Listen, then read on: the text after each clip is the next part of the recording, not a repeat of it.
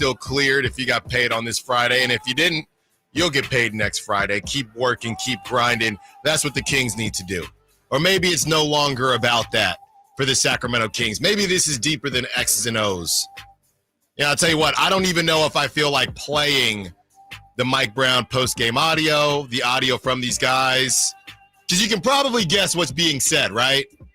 You can probably guess what's being said. It's a lot of the same things. Give credit to the Lakers. Did not execute. Did not execute. Did not execute. Did not execute. Why? Why didn't you execute?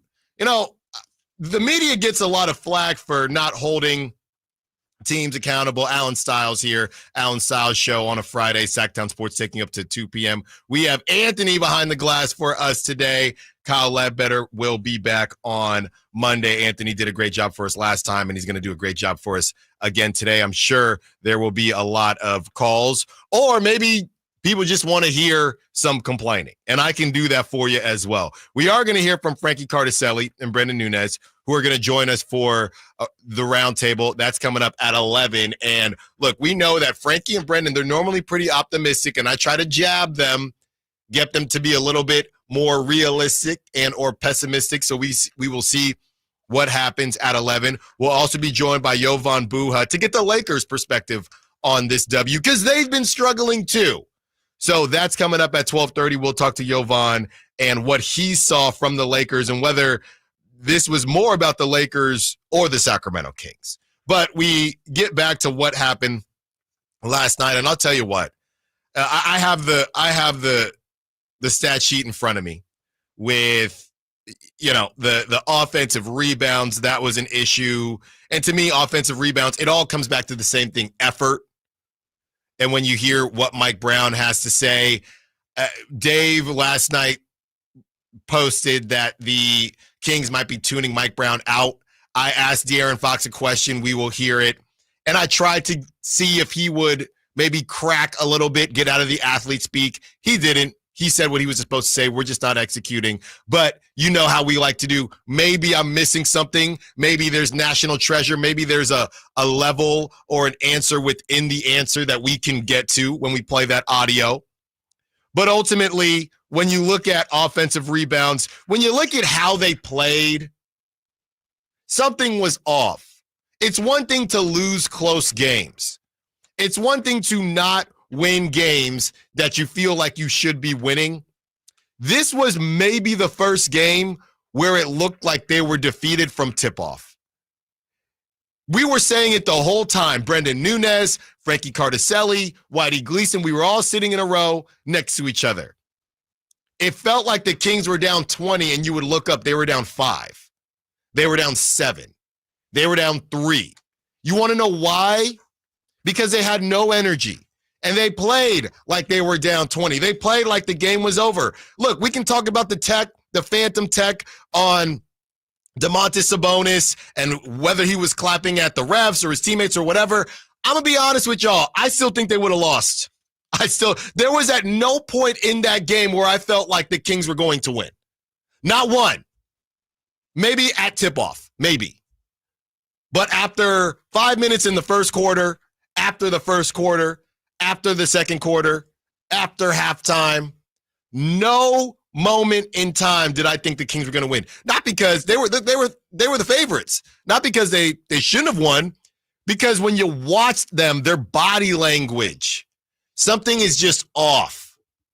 And I don't know when is the last time something like this has happened. And I'm sure it's happened plenty because these coaches get paid to go on vacation all the time. But to sign Mike Brown to an extension and for this to happen immediately after, where he's telling us the same things over and over and he's saying things 26 times and the Kings just aren't getting it. And respectfully, when somebody says something, when I ask my question to De'Aaron, I can't ask him why, right? There's no real follow-up situations. And honestly, I don't think De'Aaron has an answer. When he says to me, yeah, we're just not executing the game plan that Mike Brown gives us. Well, why? Why not? Nobody has any answers. Everybody is saying the same thing. We're not executing. We got to be better. And they're not doing it. Mike Brown's saying the same things, Brendan Nunez had a great question. We will play in about 7 minutes here. Brendan Nunez had a great question for Mike Brown. Hey, what happens when your message doesn't seem to get received? Mike Brown just said, I'm going to keep doing the same thing. Is that right? Should he be doing the same thing? I don't know. You know what I wanted to ask Mike Brown? Look, there were a lot of questions last night. We only get so much time. I was honestly going to ask Mike Brown, are you to the point now where you would just put out a completely different starting lineup? Y'all know what I'm talking about. Sometimes in pros or in the NBA, when a team is on such a bad skid, you just put out and I'm not saying crazy, ridiculous lineup, but just a lineup. And I'm going to tell you this much, and I might get in trouble for this, but I got a lineup right here that I would try, specifically against the Lakers. And I'm going to give you that lineup a little bit later in the show. But I'll tell you this much, there is somebody not in that lineup that's going to make your ears perk up. And you might agree with me and you might not. But what is the definition of insanity? Doing the same thing. And I know Malik Monk just got inserted into the starting lineup. You know what? That doesn't seem to be working either. Malik isn't playing poorly. Everybody deserves to be accountable. De'Aaron Fox, let me look this up. De'Aaron Fox, I believe 6 minutes left in the third quarter. You got Kevin Huerter coming back from injury. You have Domantas Sabonis, who almost didn't play. His back flared up in the second quarter, and he told us that in the locker room. And you continue to get beat off the dribble against Austin Reeves. So you keep reaching, and you have 5 fouls with 6 minutes left in the third. Can't happen. Now, he didn't foul out, but you can't guard the same way. And he almost fouled out. There was another play when he got back into the game, or before he got out, he almost fouled out. So that can't happen. DeMar DeRozan was laying bricks. That can't happen. This is a world where you are going to fixate on what's wrong with the Kings. And lucky for you, there's a lot to choose from. That's why we got 4 hours. Because you can talk about how Monty McNair hasn't done his job to the best of his ability. Jalen McDaniels, they would not let us see the man play basketball. That's how bad it was. The Spurs didn't even want to look at him. You know how bad you have to be to have an up-and-coming brother in the league? And they don't even want you on the roster. The Spurs, who aren't even supposed to have 40 wins, they don't even want to look at you. The Kings, who are looking for any wing with a pulse, can't even look at you. You know how bad you have to be? And that was your answer to the length issue? Jalen McDaniels, who's not in the league? So Monty McNair has to be better. Mike Brown has to be better. You're going to keep drilling the same things? It's not working, Mike. It's not working. De'Aaron Fox has to be better. You can want a better squad. You can go on podcasts and say you want a better squad, but you can't have 5 fouls with 6 minutes left in the third quarter. You also can't do that. DeMar DeRozan, I don't know if there's an issue against these LA teams, but DeMar DeRozan has to be better. Or you know what? We're having the super 6-man conversation because you can't get destroyed on defense and be a brick on offense. I don't care. This is if we're Mike Brown cannot wait for a trade to make a move. He's got to continue to move his chess pieces, and maybe it's on the Titanic, moving chairs on the Titanic, but you got to do something. Because the Lakers saw exactly what happened with Aaron Gordon, and they kept switching to make sure DeMar DeRozan was on LeBron. Now, it didn't hurt the Kings as much as it hurt them against the Nuggets, but we see what they're trying to do. Everybody has to be better. Domantas Sabonis, I probably have the least amount of smoke for him, and Malik Monk. Keegan Murray, his foot's been swollen. He comes in. Keegan, let's see here. Keegan, 10 points, 11 shot attempts, 2 for 4. He's guarding LeBron. So every day where Keegan's guarding the best player when the player is a bigger guard or the four, we just have to ignore Keegan offensively. We're just not going to get anything from Keegan offensively. And offensively, they really weren't bad. The problem is we don't really care about all 5 starters in double figures because their bench is so bad. All 5 starters have to be in double figures dang near for them to even compete. So the whole, all 5 starters in double figures, that doesn't matter. Because your bench is so bad, that has to be the case. If nobody is eclipsing 30 points and all of your starters are in double figures, it doesn't really make a difference.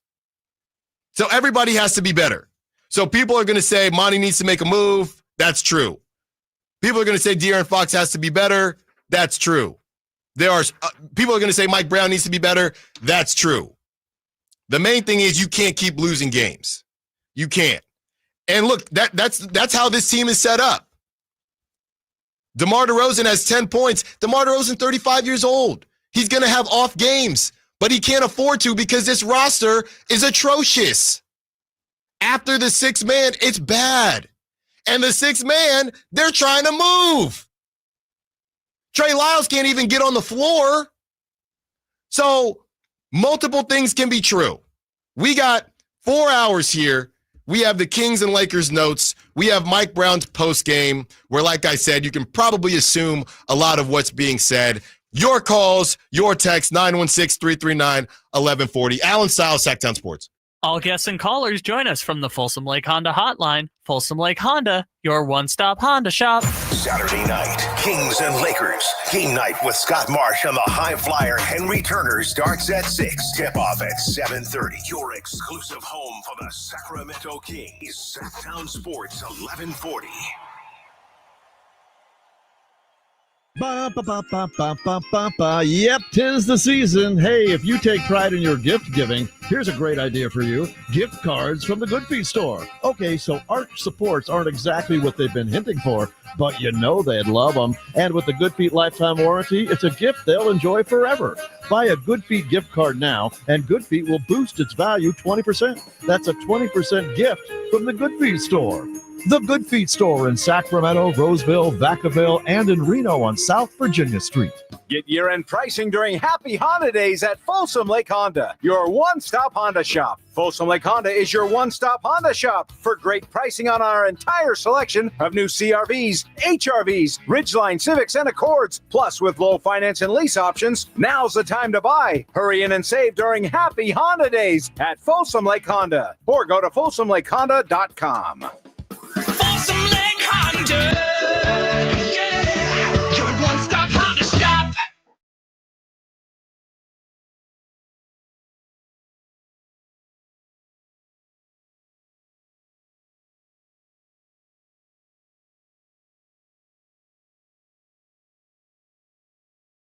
Your flagship station for the Beam Team, Sacktown Sports. Y'all getting on me on my jacket. I'm too warm right now. It's normally cold in here. I got to give Dave kudos. I complained because it was Antarctica, and he's no longer letting me freeze in here. I got to take this jacket off during the break because, you know, it's my Wakanda jacket. It's my Killmonger jacket, but I don't need it right now because I've got myself all hot and bothered. This coffee's got me hot and bothered, and the Kings have got me hot and bothered. 916-339-1140. I promise, and y'all know how we get down over the 4 hours.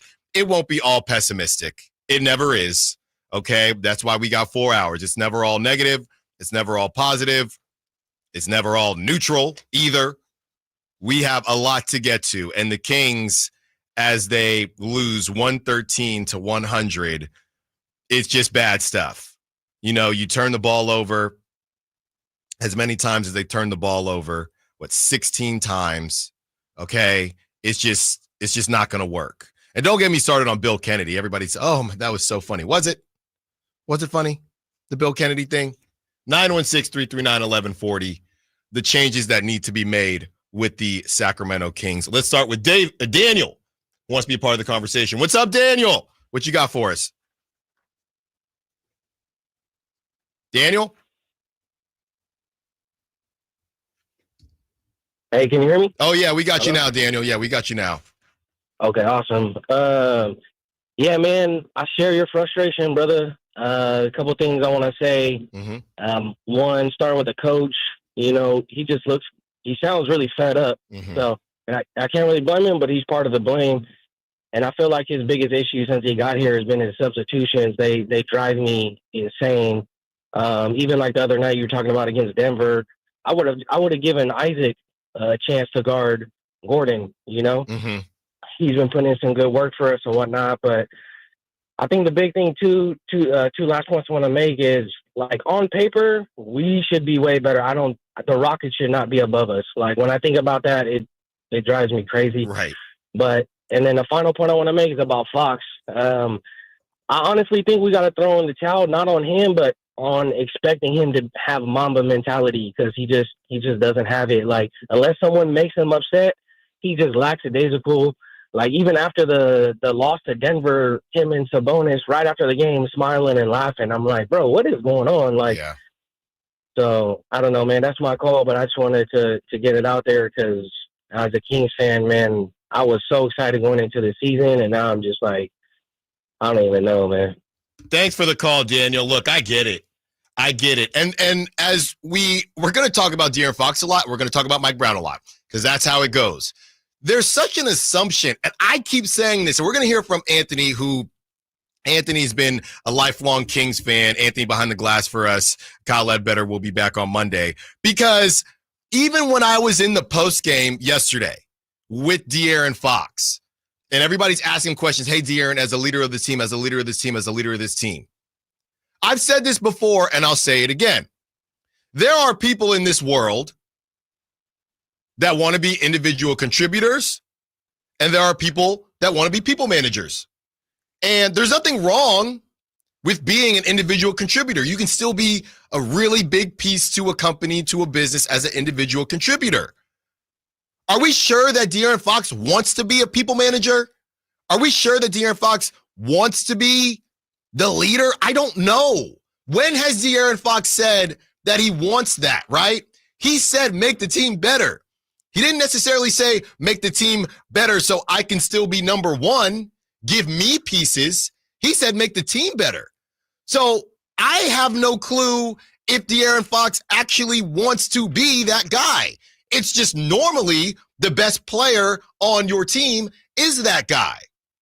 But if you look at other teams around the league, we know Steph is the leader. We know he had that conversation before Game 7. But it's Draymond Green who will really galvanate the troops. When it was the Celtics, I don't even know who it is on the Celtics, but I don't think it's Jason Tatum. I don't even know if it's Jaylen Brown. Might be Al Horford. I don't know.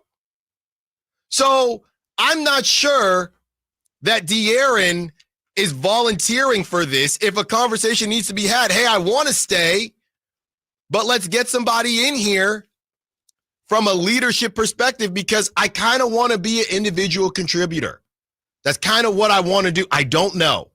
What I do know is that TC is on the line, 916-339-1140. Let's get to TC. Wants to be part of the conversation. What's up, TC? What you got for us? Hey, what's up, Stella? Hey, bro, you got me better? Hey, are you near me? Can you hear me? I got you. Hey, no, so look, hey, I'm with the other caller, right, on this standpoint as far as throwing the talent. So, like, what are we doing? So, hold on real quick, man, because I got a couple points. Hello? Yeah, yes. So, okay, so look, what are we doing with Fox? So are we going to be looking to move on or extend this guy? Because we're looking for you to be a leader and vocal. Like, you're not in a position to be a laid-back guy. Like, I just want to be a single individual. Well, what are we doing with this guy then, bro? Because everybody's looking at you to be some killer, right? Mm-hmm. Mamba mentality, Jordan. But you want to be some guy, like, kick back with your feet up under a shade. No, bro. And then the only time you want to kill is when somebody makes you mad. Yeah. What are we doing, bro? So the question is, are we moving forward with De'Aaron, or should we start looking to trade De'Aaron for other pieces, bro? So we can move on and not worry about this situation and keep going back and forth. I know it sounds crazy, but that's a question we got to have. Mike doesn't need to go anywhere, bro. Monty, you got to make moves, bro. The moves to be made right now to shake stuff up right now, go get John Collins. You can make two different trades. It don't got to be two players from one team. Go get John Collins from Utah. Work that deal out with Danny Ainge. And then double back and go over there to Portland. I forgot the owner in Portland, the GM in Portland, Mm-hmm. and go get – we don't got to get Jeremy Grant. We can go get Matisse Thybulle. Those are two bodies that can come in. John Collins can start next to Sabonis. That's the guy that we need. And Thybulle can be that other defensive guy with Keon Ellis coming off the bench, bro. That's where we can start right now today, Monty. That's what Monty needs to do. Or you can get the hell out of here, Monty, because you're playing, bro, and we're tired of you pump faking. And then now we can figure out what we want to do with De'Aaron. That's all I got, bro. Thanks for the call, TC. Yeah, as far as what you want from De'Aaron, and we can come up with this list together. I'm thinking about Luka in my mind simply because you bring in a guy like Kyrie had to come into his own leadership-wise. The Mavericks, I don't know that Luka is necessarily the guy that is a full-blown natural leader. I don't know, but you're bringing a Kyrie Irving as a vet, and Kyrie, hey, these are some of the mistakes I made. Now, maybe that's what the Kings thought DeMar DeRozan would be, and it doesn't seem to be that so far. So you got to keep looking. Again, talking about the Mavericks, they didn't want to move forward. Porzingis didn't work. I would say Jalen Brunson maybe could have worked, maybe not, but they pivoted. They got Kyrie. They went to a finals. So you have to be dynamic and you have to be flexible. Bunch of calls rolling in. We're going to try to fit most of them in before the break. Let's get to Mark. And then we see you, Ashley and Bobby as well. What's up, Mark? How you doing? Just frustrated. It's just, it's weird. I'm thinking about the issue. Is it the team? Is it even higher? I think of all these years of being a fan, this ownership doesn't seem, and they haven't really put in a good product on the floor in a long time. Different coaches, different players. I mean, is it like just an atmosphere that starts from the top down? I'm not sure about that. As far as Fox, I feel like that's their biggest asset. It'd be crazy to think that this team just needs a piece or two, and then all of a sudden they're going to turn into something that challenges for a title. And I, for one, do not want to give away first-round draft picks, for a ship that feels like it's, kind of starting to sink. I'd rather be a seller right now. Mm-hmm. This is the perfect time. I love Fox, but quarter behind the back, 4 turnovers. I'm like, this is, what are we, like 6-10 at home or something? Right. I love this guy, but it's a business, and if you could get some young players and 4 first-round draft picks or something like crazy like that, I think this community would back a young, hungry team, a rebuild like Houston or, what's the Oklahoma City or whatever they are. Mm-hmm. I just, it's hard. It would be tough to make that decision, but it seems like expecting something different from what we have right now is kind of crazy talk, honestly. So that's my take. Thanks for the call, Mark. Yeah, it's getting to the point where, and I was talking to Whitey Gleason for a long time at the dinner table yesterday. We had chili and cornbread, and it was very, very good. And Whitey kept saying, hey, Cam Johnson's really darn good. Now, this is before the game started, but it's to the point now where what Sam Amick said, high-level role player. Can Cam Johnson save this? Cam Johnson's having a career season. Can Cam Johnson save this? I truly don't know. I thought he could. And when you talk about saving, is that to get back into the play-in? Is that to maybe sneak into a 6 seed? I don't know. I know Cam Johnson's very good, and I know he's playing very well. But did you see what happened to the Warriors and Dennis Schroeder last night? They lost by 50. So one guy coming in as a savior, and that's only one game, I know. But one guy coming in as a savior, I don't know. What I saw yesterday was beyond the X's and O's. Your Anthony Davis had 20 rebounds and 6 blocks. Y'all wanted to run around and Sabonis, this is what happens. Sabonis owns Anthony Davis, and it's not on Sabonis. Sabonis did his thing. But Anthony Davis, and Kyle's not in today. You know Kyle loves him some Anthony Davis. He owned the Kings. He owned them. He owned them. And Austin Reeves had 25 points. 25 points. Ashley, Steven, we see you. We'll get you on the other side. Allen Stiles, Sacktown Sports. You never know what you might hear when listening to a Sacramento Kings game. Out of Keegan, going for another triple. Man, is he feeling it. Keegan, can he do it? Yes, there's number 11, Keegan Murray. Keegan steps back, He just knocked down his 12th three-pointer, a Kings franchise record. He's got 45 points. Never miss a moment of Sacramento Kings basketball with Sacktown Sports and the Sacktown Sports app. Bonneville International Radio Station contests are open to participants at least 18 years of age and older that are residents of California and who reside in one of the 6 counties that make up the Sacramento metro area, unless otherwise specified. Employees or agents of the station, Bonneville International Corporation, other area radio stations, or any entity associated with the contest are not eligible to win, unless the station otherwise specifies in its own discretion. Persons who have won in the last 30 days from a station contest or event may not be eligible. For a copy of the general contest rules, visit khdk.com. Twin Peaks is the best in the game. Here, it's bigger game days and bolder fight nights. I mean, where else can you find a scratch kitchen that always comes in clutch every day from lunch to late night? Only at Twin Peaks, the #1 sports bar. If it's the holidays, then it's bonus card season at Twin Peaks. Stuff your friends and family stockings with the ultimate gift card and get a little something in return for yourself. Bonus cards are available to redeem January 1st through 31st, 2025. Dunks, threes, buzzer beaters. There's so much NBA happening. I gotta keep up. Easy there. There's a better way to NBA with the NBA app. Wait, really? Follow your favorite teams and the league's brightest stars. Be on the ball with real-time stats and scores. Yeah? And go behind all the drama with new docs and shows. Are you kidding? Catch every swish, dunk, and bucket. All of this, all in one place, all for free. Thank you. There's a better way to NBA. Download the app today. Available on the Google Play, Apple app, and Android stores. Serious accident. You deserve the law offices of Jeremy Winter. 877-637-3237. Jeremy lost his mother in a car accident and knows firsthand the pain caused by tragedy. That is why he became an attorney to fight for others who are going through a tragedy. If you've been seriously injured in an accident, you deserve more. You deserve better. You deserve Jeremy Winter. 877-637-3237.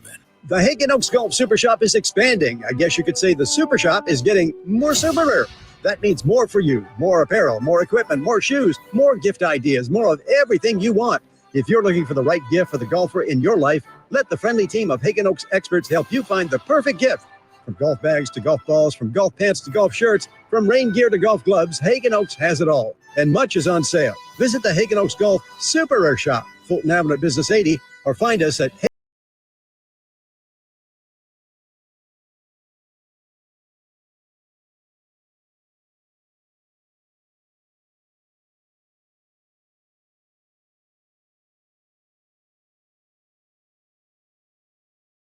Station in Sacramento, giving you local sports coverage from 6 a.m. to 6 p.m. Monday through Friday. Sacktown Sports. Calls continuing to come through. Allen Stiles, Sacktown Sports, taking you up to 2 p.m. We will be joined by Frankie Cardicelli and Brendan Nunez in 30 minutes. And we have Jovan Buha joining us at 12:30 to give us the Lakers perspective on things as the Lakers 15-12 now. And by the way, of course, and I don't know if there's some trolling going on, it's been a rough go for the Kings. You have Michael Malone taking shots at Mike Brown and Domantas Sabonis after the Nuggets, they go on to beat the Kings. And I don't know that this is necessarily a shot, but of course, JJ Redick says, this is the best win of the season. This is the Kings are every team's slump buster. The JJ Redick quote, this might be my favorite win we've had all season. Talked about the defensive effort across the board and contributions on a night the Lakers didn't shoot it well. The Kings are the John Taffer of the NBA. If your NBA team is struggling, come play the Kings. We'll make you feel good. All the things that you've been struggling with, don't worry. We'll struggle with them. You'll turn it around. And you know the Lakers are salivating that they get to play the Kings again. You know LeBron is in there as he just surpasses the most minutes. Good for him. You know LeBron is in there saying, this team is a broken team. I've been around the league. I'm almost 40. This is a broken team. This is a broken team. So let's make sure we take care of business and put them out of their misery. Hey, I can hear LeBron now. Hey, I knew a trade was coming. I knew a trade. And it's funny because I told JJ, a trade is coming. So let's make sure this is the last time this roster plays together. That is what LeBron is telling them. And he ain't wrong.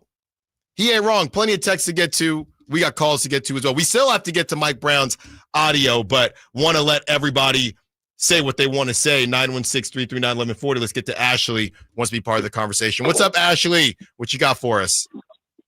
Not a whole lot. I just want to say, though, that Monty needs to make a move yesterday. Like, at this point, I'm calling for Monty's job because he's sat on his hands. He's done nothing for the last 2 years, pretty much, besides bringing in DeMar.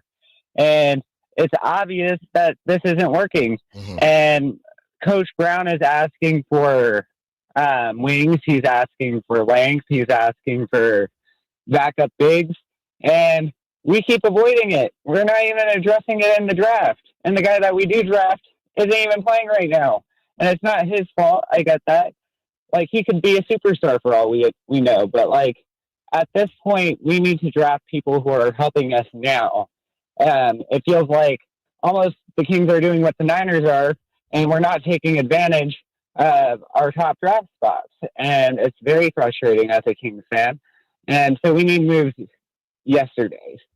Thanks for the call, Ashley. Great stuff, and enjoy your weekend. He's got to do. And I said this yesterday, my bold prediction, and I asked Dave the same thing. Wherever you're celebrating New Year's, whether you're doing it at home, whether you're younger than me and you're out in these streets like Anthony, whatever you're doing for New Year's, will the roster be the same when that ball drops? Dave said no, and I don't think so either. I think I'm finally going to get that gumbo recipe from my mom, and I'm going to be taking my first bite, and this roster is going to be different. 916-339-1140. Let's get to Joey. Wants to be a part of the conversation. What's up, Joey? What you got for us? What's up, man? What's up, Big Allen? Thanks for taking my call. Of course. What is it about Sacramento where I feel like we're the Bermuda Triangle of basketball players? Yeah. We were all excited about DeMar. DeMar's not working. All our guys aren't working. What is it about this team that doesn't seem to gel? We have good to almost great players, and yet they can't figure out or even hit little middies. DeMar, I started getting frustrated. I was like, Jesus, those are the ones you normally hit everywhere else on any other team but us. Mm-hmm. I was like, what is going? Last night, they couldn't shoot the ball into the ocean. Mm-mm. It was amazing. So I don't know what it is. I feel like we're the Bermuda Triangle of the NBA. Let me know what you think. And thank for the call, Joey. And that's what's crazy. Because they shot better than the Lakers from three, 37.9% to 36.4%. And they shot better from the Lakers from the field, 45.1% to 40%. That is why I don't know what's going to happen to Mike Brown. We talked about the stats a couple days ago. Because when statistically you should be better, and you're not better, there's two people you're going to look at. And if we're not talking about the GM from the roster as currently constructed, Mike Brown and De'Aaron Fox. Because the ability to close games, you're going to look at De'Aaron, former Clutch Player of the Year, and he's on Clutch with a C and Clutch with a K. And Mike Brown, rotation. Right, just like when you're looking at real estate. What do they say? What's the most important thing in real estate? Location. What's the most important thing when it comes to coaching? Rotation. And you can argue that Mike Brown's hasn't been great. We had a caller call in. They're talking about Isaac Jones, giving Isaac Jones more time. Can we take a second and talk about how insane that kind of is? That we're arguing for Isaac Jones. This is no respect. It's a great story. But what chance in the West do you have when we're sitting here arguing about Isaac Jones and Jordan McLaughlin? So I do think Mike Brown needs to be better, but I struggle to figure out how much better. when we're arguing for an undrafted two-way guy to get more time. That's no disrespect to him, but you get what I'm saying. These other teams and who they're bringing off the bench, it's a little different. It's a little different. Let's get to Nate. Wants to be a part of the conversation. What's up, Nate? What you got for us? Yeah, I would just say a couple things. Everybody shares a little part. Monty, Mike Brown, the players, all. But I want to say Monty put together a pretty good team. Mm-hmm. Yes, they do need a little more depth, okay? But I don't think we need to make some wholesale changes. Mike Brown, to me, has been the problem with the Kings for a while. Mm-hmm. The Denver game, why not start Isaac Jones instead of McDermott or Jay Crowder even? Mm-hmm. I mean, that kind of stuff makes no sense. Starting Jay Crowder the first day he's here. Why does this make sense? I understand you want to use vets. But the other thing is you have to be able to put in, if you want people that haven't tuned him out yet, it's the rooks. Right. It's Kobe Jones. It's Isaac Jones. It's Keon. It's those kind of guys. The other thing with the players, I'll say overall, yes, the effort needs to be there night in, night out. But the one problem they have with that starting lineup by putting Malik Monk or even where Herter was in there is that they have to cover two positions defensively. Mm-hmm. And that's a problem. I still think Fox is a good defender when he's engaged. Murray certainly is a pretty good defender, and Sabonis holds his own. But you have to cover two positions on the starting lineup when everybody's talking about the starters of the problem and the effort and this, that, and the other. Yes, that's part that. So the players do have some responsibility in that. But Mike needs to get off this. Oh, I got to get the vets. I got to get the vets. Bring some of these young guys in. And I'm not saying play them 40 minutes, but play them 20, 25 minutes. Use their energy, use their enthusiasm, and live with the mistakes. But use the good stuff to make the team better. That's all I got. Thanks for the call, Nate. And again, I hear you, Nate. That was no disrespect to Isaac Jones. It was more so about how much better, and we've done this conversation before, how much better are the Kings? I saw this last night. If Jordy took over, right, how much better are the Kings? There are some people that are going to say they'd be a lot better. We don't know. But you're still dealing with Jordy, look, and you can maybe say it's because of Jordy, or maybe it's because these guys know that they're about to get moved, or whatever the case is. You still have the same ingredients. Do I think there are other chefs out there that could maybe make a better meal? Possibly, but I don't know if we're going from a fast food to Michelin star. I don't know. I think it's a fair conversation, and I hear what Nate is saying. Hey, let's just deal with some of the struggles that are going to come with young guys. But to me, that's more tanky than trying to win games. Mike Brown is doing what he feels like is best to win games. It's not working. Getting back to the Denver thing, my guess is that with no Herter, Dougie McBuckets, Dougie wasn't necessarily the issue because he scored, right? He scored points. He did his thing. It was it's the fact that, again, you have a DeMar DeRozan, and defensively, Dougie nor DeMar DeRozan could guard Aaron Gordon. So if you don't start Dougie and you have Isaac Jones, you probably don't have that offensive output from Doug McDermott, which maybe you're okay with, maybe you're not. I don't know. But again, it's like those cartoons where there's multiple holes in the boat, and the cartoon character goes to one hole and the other hole starts spouting. Then they go to another hole, the other hole starts spouting. So that's how I understand it. My goodness, the line is off the chain right now. Steven, Vinny, Rob, Will, we see you. Allen Stiles, Sacktown Sports.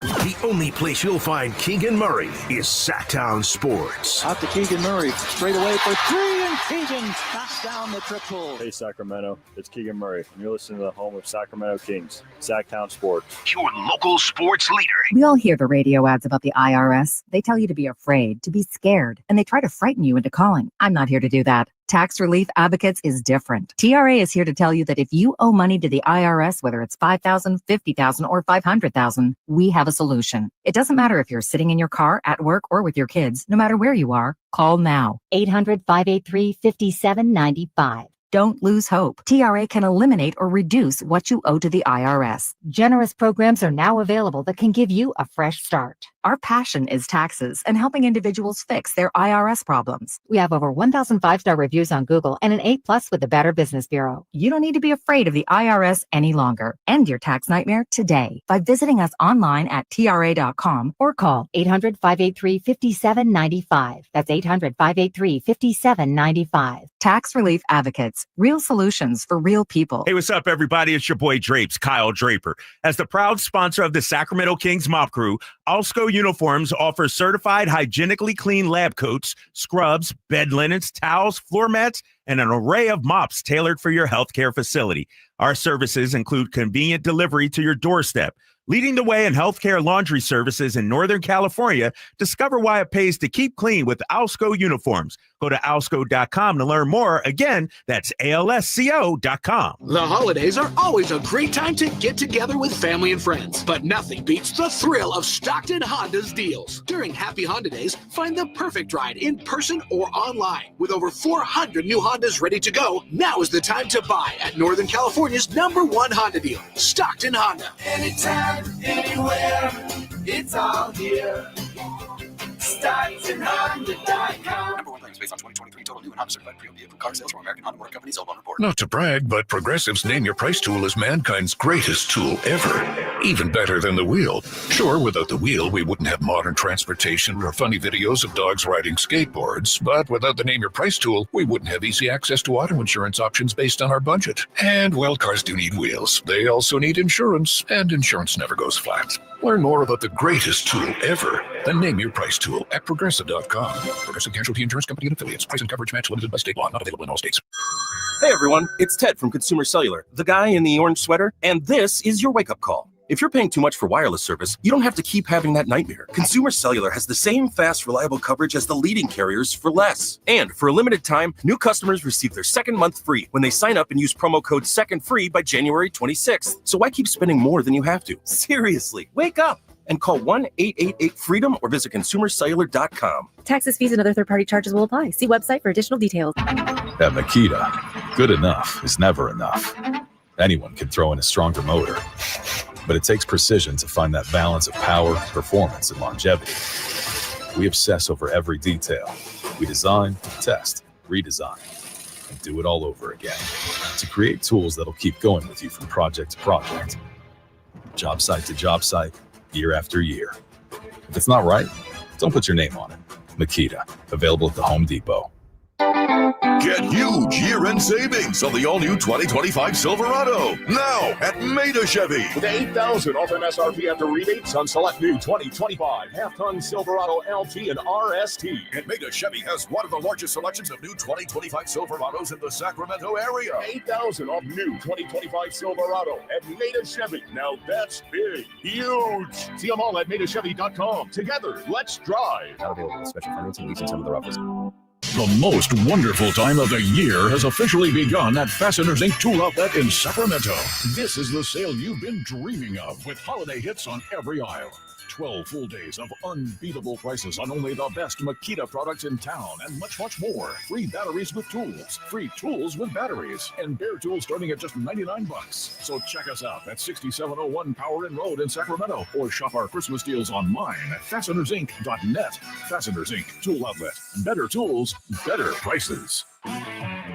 If your passion is bass fishing, only one radio show has the action, information, and excitement of your favorite outdoor sport. Ultimate Bass, hosted by Tournament Bass Pro and California Outdoor Hall of Famer Kip Brown, takes you live to where the fish are biting every Saturday morning. Only Ultimate Bass feeds your passion with the latest news, products, tips, and advice from the pros. Ultimate Bass with Kip Brown, Saturday mornings at 5 a.m. on Sacktown Sports 1140, part of SEP's Saturday Morning Outdoors.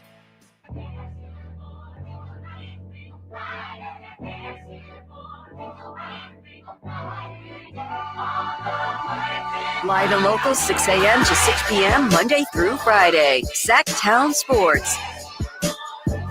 So many calls, so many texts. And we're probably going to have to take some of these calls during the roundtable and give Frankie and Brendan a glimpse into my life. Welcome to my life, Yost. Name that movie. Remember the Titans. Let's hear from Mike Brown, and then we will get back to you. I see all the phone calls. Trust me, we do, and we will get to them. But I do want everyone to hear what Mike Brown had to say. And we're going to have some fun with Brendan, and there's a specific part that we will get to. But there are multiple parts of what Mike Brown said that I want to play. But here is the initial. It's not even the full thing because he gets into the weeds a little bit. I don't think it's really necessary. But here's the first couple minutes of Mike Brown and what he had to say about last night's loss to the Lakers. Here it is. Give the Lakers a lot of credit. They won the ball game, but the way we played, both defensively and offensively, was not good. I know they shot 40% from the field for the game, but they touched our paint whenever they wanted. They drove us whenever they wanted, which collapsed our defense, which allowed them to shoot very easy catch and shoot threes. They manhandled us on the boards. The 15 offensive rebounds for the 18 second chance points, especially in a low-scoring game, is hard to overcome. We did not box out at any point during the night. And all three of these were our keys to the game. I put our defensive keys up on the TV screen again for our guys to see because we talked about protecting our paint, and they got there easy and sprayed the basketball. We talked about boxing out, and they just manhandled us on the glass. They had 15 offensive rebounds for 18 second chance points.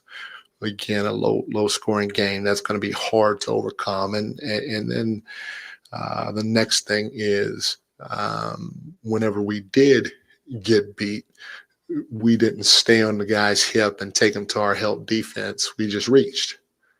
We reached, and they had 30 free throws because we reached. So somehow, some way, we have to make up our mind and decide who we want to be because tonight was not a good performance at any level in terms of trying to let the Lakers and everybody else know that we want to get back to where we feel we should be in the standings. So that was Mike Brown and what he had to say. And there's a little note there where everybody thinks Mike Brown is done talking, and he wasn't. And Brendan Nunes starts to say his question, and then Mike Brown continues to talk. So that was a little bit of levity to the night, and it was pretty sad. Besides that, the rest of the night, as far as what Mike Brown had to say, honestly, it's just exactly what we've been hearing. You know, there are things that he is saying the team needs to do, and they're simply not doing it. And that comes to a point where you're trying to figure out, is this a messenger, not the message conversation? There wasn't enough time, but honestly, I was going to ask Mike Brown, look, every game matters, but if you're going to continue to say you got to keep searching, you got to keep searching, and we're going to get to that one in the second part of his presser. How far are we away from just a crazy lineup that makes absolutely no sense? Just a crazy lineup that doesn't make any sense because why not? Nothing else is working. Give me De'Aaron Fox, Sabonis. Somebody on the text line said Keegan needs to sit. I don't know if you can because your defense is already suspect. De'Aaron Fox, Keegan, because you need his defense. Hopefully he starts scoring at a higher clip. Sabonis and those other two spots, give me names. Maybe Malik Monk and Kevin Huerter. I would say against the Lakers, they crammed the paint. You didn't get any sprays. Mike Brown talks about that. They didn't get any sprays, so maybe having a guy like DeMar DeRozan who can only really hit mid-range, not the best to start. Are the Kings good enough to even have a set starting lineup? You heard I almost said Warriors because the Warriors, they don't really have a set starting lineup. Now, they've been losing games too, but not every team has set starting lineups. We know the great teams do, the Celtics of the world, teams like that. But maybe this team isn't good enough. Hey, this team crams the paint. We can't have DeMar DeRozan and we can't start DeMar. We actually like DeMar. DeMar was trying to do the pump fake thing against Lamar James and Anthony Davis. They're not moving. They're the Stephen A. Smith meme, not impressed. But you get DeMar against the Max Christie's of the world. You get DeMar against Gabe Vincent. I didn't even talk about Gabe Vincent. That was absurd. 12 points for Gabe Vincent, 4 for 5 from 3. But you get him in against my guy, Dalton Connect, D'Angelo Russell, who couldn't be bothered with defense, Cam Reddish. Maybe he's getting those guys up in the air. Maybe this team's not good enough to have a set starting 5 as presently constructed. 916-339-1140. Vinny, Rob, Steven, we see you. Let's get to Vinny. Wants to be part of the conversation. What's up, Vinny? What you got for us? Hey, what's going on? What's going on? Hey. Man, I'm trying to wrap my head around this thing, man, and I'm not trying to. Well, I am trying, man. Coach Brown, man, he has to get his act together. Okay. I mean, when we talk about players, the roster, what we have, the first thing, you got to make the best of what you got. Mm-hmm. And to me, I don't know if it feels like to you, it seems like him starting the month was like he did it begrudgingly. You know, I got to start him. My guy, he didn't get on the right side of this thing. And if you're going to be saying you don't got enough dogs on your bench, you got to show me that you're utilizing the people that you have. And secondly, you know, things don't necessarily, not everything has to be the same. If someone drives the basket, not everyone has to collapse. Right. And especially if you don't have players that can finish at the basket, no one's going to collapse. Yeah. So maybe it may be a bit of a mindset that this is the offense I wanted to have. This is what I want to look, but it doesn't fit the players that you have. And as a coach, as a good coach, you got to adjust because your main job is to put your players in a position to be successful. Mm-hmm. And a guy isn't a guy till he becomes a guy. And the coach needs to talk those people up. You know, players that are coming off your bench and stealing them. Not have this, you know, I won a championship. I'm here, and you guys need to show me. I don't know what you guys are doing. You got to get in the weeds and get involved with these guys and figure it out. Thanks for the call, Vinny. Great stuff. There was a play last night, and Anthony, you probably remember, it was towards the end of the game. It wasn't officially cooked yet, but they overhelped. It was a broken fast break. They overhelped on Anthony Davis in the corner, and Austin Reeves was just there all alone. There was a double that got brought on Anthony Davis, and Austin Reeves was just there all alone. I'm thinking, how in God's name does that happen? It's a consistent problem for the Kings. They did it against Russell Westbrook. They overhelp on people who you don't need to overhelp on the three-point line, and you leave wide open players. They're very undisciplined in that, and it's very frustrating to watch. I do remember that exact play. And they get beat off the dribble. So they get beat off the dribble.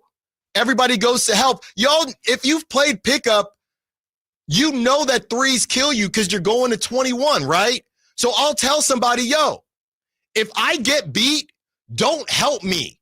I can hack this guy. Maybe I get him to miss. Let me handle it off the drive. I don't care if he got 4 or 5 inches on me. Do not help me because you're going to help me. They're going to kick out, and it's a wide open three. It's a tale as old as time. Don't help on drivers unless it's somebody where you just, hey, this is a terrible mismatch, and we don't. Let Russell Westbrook try to figure something out, please. Please. 916-339-1140. Rob, we see ya. What you got for us? Hey, guys. I don't want to add too much because I know we're all hammering ourselves a little bit, but at the same time, you know, I think I'm agreeing with a lot of what everyone's saying. The one thing I'm gonna add is we gotta start closing possessions. You know, defensive possessions. Get the rebound, secure the rebound, put a body on a guy. Like, did they just forget how to box out last night, or what? I mean, it was like we couldn't get an offensive or a defensive rebound when we needed it to save our lives. And every big rebound, it seemed like we couldn't come up with it. And it's you know, Mike Brown's been preaching that since he got here 3 years ago. If we want to be a good team, defensive team, offensive team, whatever, you have to close possession. You got to go out there and end that possession. You know, if you can't get the ball moving if you don't get the ball off the rebound. You have to make the rebound. It's an effort thing. I don't know. It's a lot. We're all losing our minds on it. So I'll let you go. Thanks for the call, Rob. But that's how it felt watching it. That was effort. This is what I'm afraid of. I'm afraid and I'm worried, and I'm going to go Stephen A. Smith here, that the Lakers took the Kings' hearts last night. Because that's what it looked like. When you're getting out-rebounded on the offensive glass, 14 offensive rebounds. 14. Okay? 14. That's effort, and that makes me wonder, did you get your chain snatched? Aqib Talib, did you get your chain snatched? Michael Crabtree, is that what happened? Steven, we know that you talked. I was there, Steven. You talked for a good bit on Dave, so I had to make you wait. You got about 30 seconds, Steven. What's up? All right, man.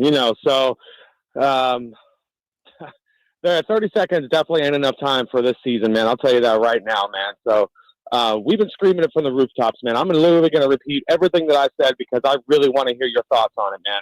Dude, we've been shouting it from the freaking rooftops, dude, for 3 years. 3 and D, front court, big man, big man, big man, big man. And for the last 3 damn years, we've been drafting guards. One guard isn't even going to be playing until damn near the season's over. Okay, that pisses me off more than anything. Monty, you got to go. Okay, you got to go. You got to get up out of here because you're ruining our beloved team. All right, that's where I'm at. I am livid because you are just not picking up what we are putting down. Okay, you're not smelling what we're stepping in. Thank you, Steven. Thank you. We gotta go, okay. Steven. Thanks for the call, as always. The roundtable is happening when we return. Frankie Cardicelli, Brendan Nunez, but we actually want to keep calls going. Yeah, this is a surprise. I didn't know this was coming. We're keeping the calls coming. Brendan's gonna answer all your calls, and Frankie out in South Sacktown Sport. On the move? Got somewhere to be? Take Sacramento Kings basketball with you. The Sacktown Sports app will let you stay connected to your passion. Never miss a moment of Sacramento Kings basketball with the Sacktown Sports app.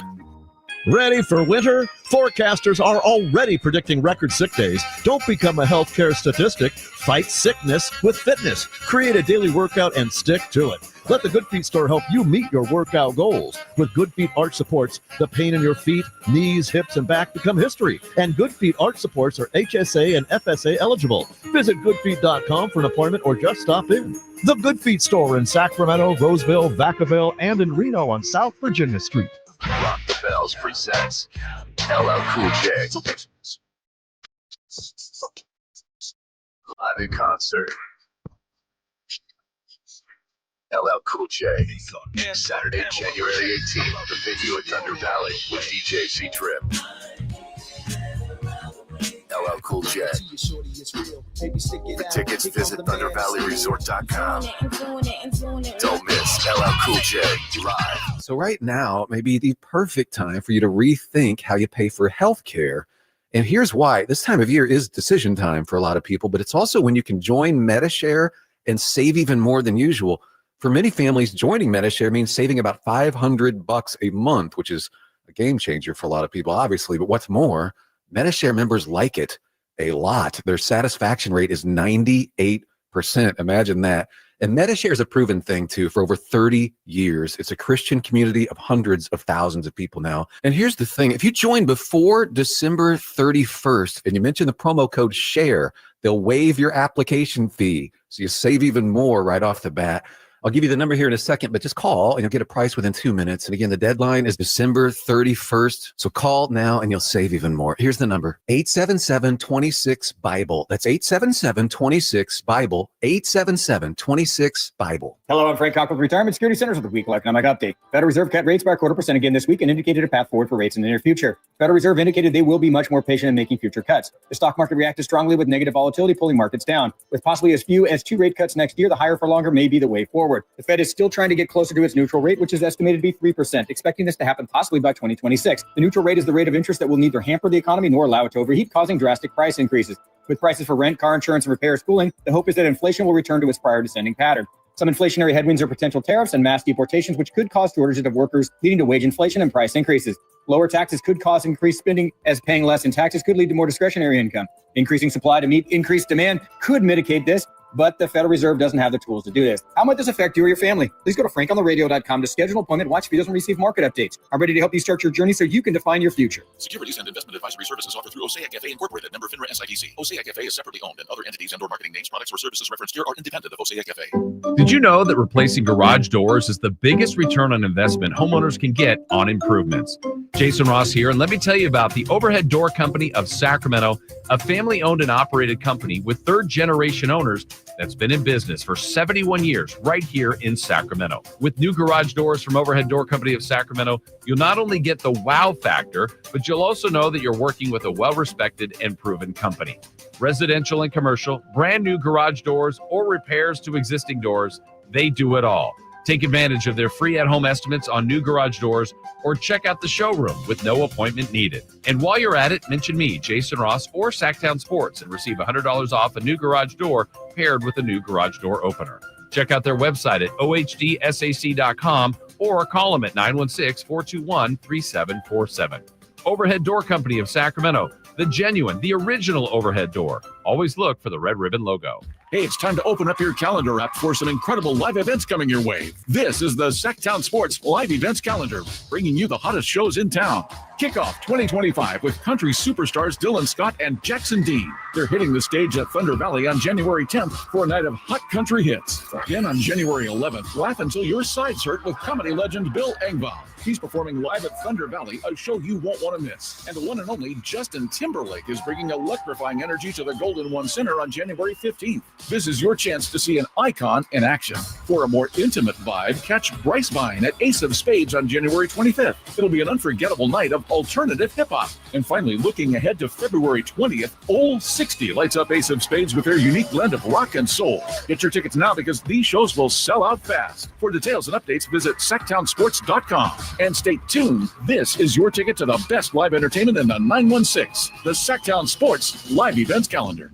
Calling all football fans, join us at Tom's Watch Bar for an exclusive San Francisco watch party on Sunday, December 22nd versus Miami, complete with 360-degree viewing, surround sound, MCs, giveaways, and prizes. See you there.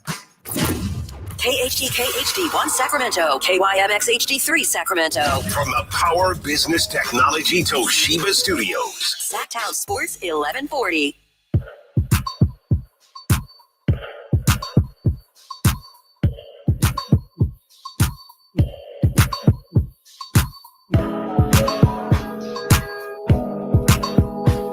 The only station in Sacramento giving you local sports coverage from 6 a.m. to 6 p.m. Monday through Friday. Sacktown Sports.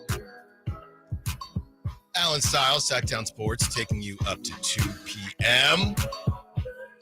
We are joined by Brendan Nunez and Frankie Cardicelli. Guys, I want to do this not too differently, but as we break down the 113-100 loss, Kings Lakers, I just want to get your thoughts. You guys were all scared yesterday. Alan, what's this show going to be? Alan, you're going to cook up these crazy trades. Hey, I just want to chat. I just want to talk. We're all good. I'm scared coming into every one of these. Don't worry. It wasn't just yesterday. It's all good. So I just want to get your thoughts. That's all. Yeah, the only fear I get is when I see a game is going on, the middle of a game, and the trade machine is open. I don't know what you're talking about. Granted, at a time like this, maybe you don't deserve as much flack as usual, but normally the things that you cook up are just abominations. So. Can we all say that I was right, though? About what part? That this team needed a change. I think we've been sitting here for months now. No. There needs to be some changes. No. Let's wait it out. Let's wait it. Maybe I'm lumping you guys together, but I have been on this. And look, the DeMar DeRozan thing, I'm guilty. I thought I saw 50 wins. I was wearing the purple lenses, and that's probably not going to be the case. Okay, but as you look at this team right now, is there any hope to turn it around? Because I saw a team yesterday, guys, among the statistical issues, I saw a team that looked deflated. I saw a team that looked a bit defeated. And when you let a team get 14 offensive rebounds, to me, that's hard. And if you're going to let somebody snatch your chain at home, we were sitting next to each other. Let's go Lakers. It was disgusting. Disgusting. That's what worries me, that this is now beyond roster construction. Am I wrong?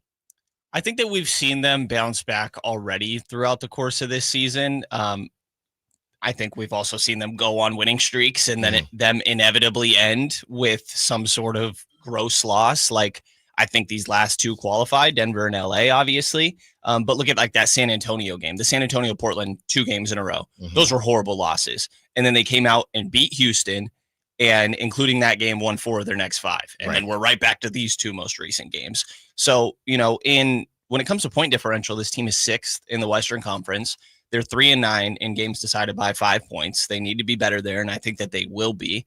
I do think some of that is there were some shots that haven't been going down, but they need to be better defensively. Like, reality is they're 1 winning streak away from being fine in the Western Conference, but they're also, it feels like 1 losing streak away from potentially this all spiraling. But this downwards. is the losing streak.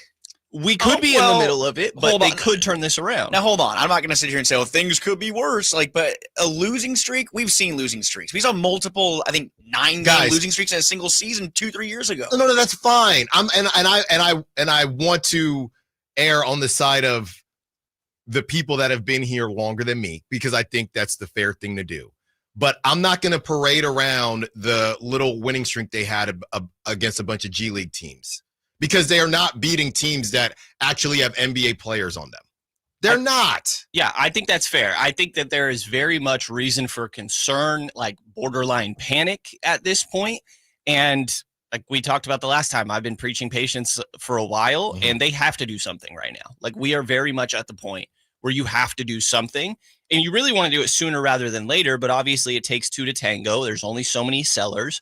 And from a seller's standpoint, it's probably best to wait till the deadline, because that's just when conversations become more in your favor. So that puts Sacramento in a weird spot, but we're absolutely at the point where they need to do something. But I do also still have hope that this roster can put together a better run than what they have up to this point. And I think they're more talented than what their record shows up to now. So I think it's both. Yes, I guess is really what I'm saying. They should be playing better. Yes, but for them to get where they want to go, they need more. They need more. I want to give a shout out to Brendan, by the way. I don't know if Starbucks accidentally gave you 2, but Brendan came in here with a coffee for me. So if I'm if I'm even more, I don't drink coffee. Juiced up. Or you a tea guy? I don't know. I just drink water and other soda. Things, wow, other stuff. That's other thing. That's an American right there. Yeah, that's an American. Diet right soda. Another brown beverage. I don't even drink soda that much, really. But I'm not hurt by you not bringing me a coffee. I do like hot chocolate. Okay. Yeah, noted. Noted. And then you can grow up. And a Martinelli's apple cider too. No, of course not. We do have some in the house though, because my wife, sure, pregnant, she has her Martinelli's. Do you think he'll be a coffee guy after he becomes a dad? I Tech World, I only drank coffee when I had a bunch of meetings. Toddler Styles came around.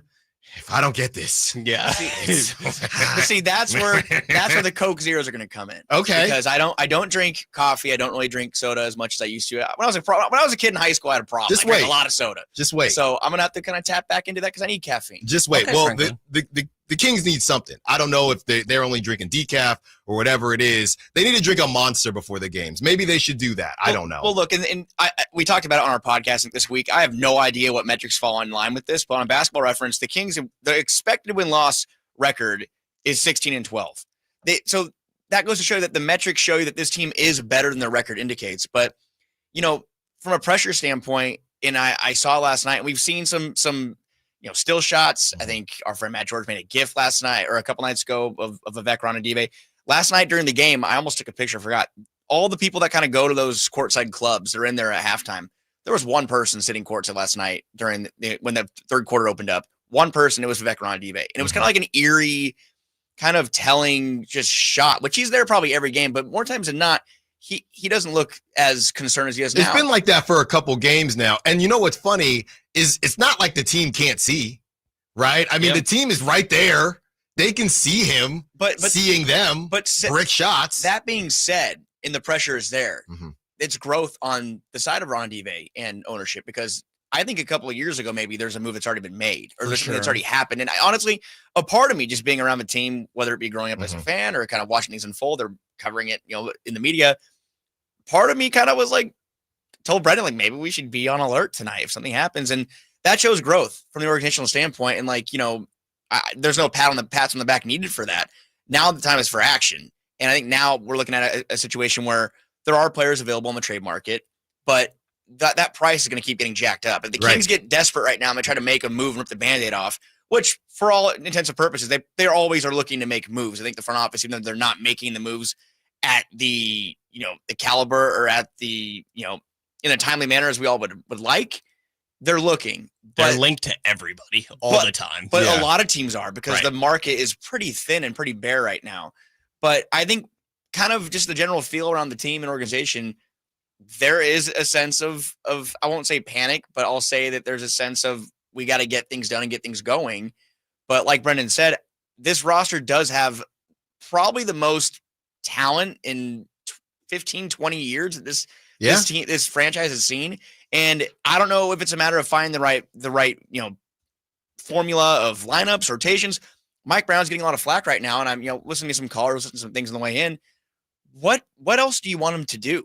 He started Malik Monk. He's moved around Kevin Huerter for the past couple of years. And that's what I said. If we're sitting here arguing about Isaac Jones, no disrespect, don't we see a problem with that? And like you said, great story. Isaac Jones, a two-way player, a guy who's undrafted, kind of like Keon Ellis, who we've seen Keon look great last night. He had some good moments. Obviously, he's on a full-scale NBA contract now.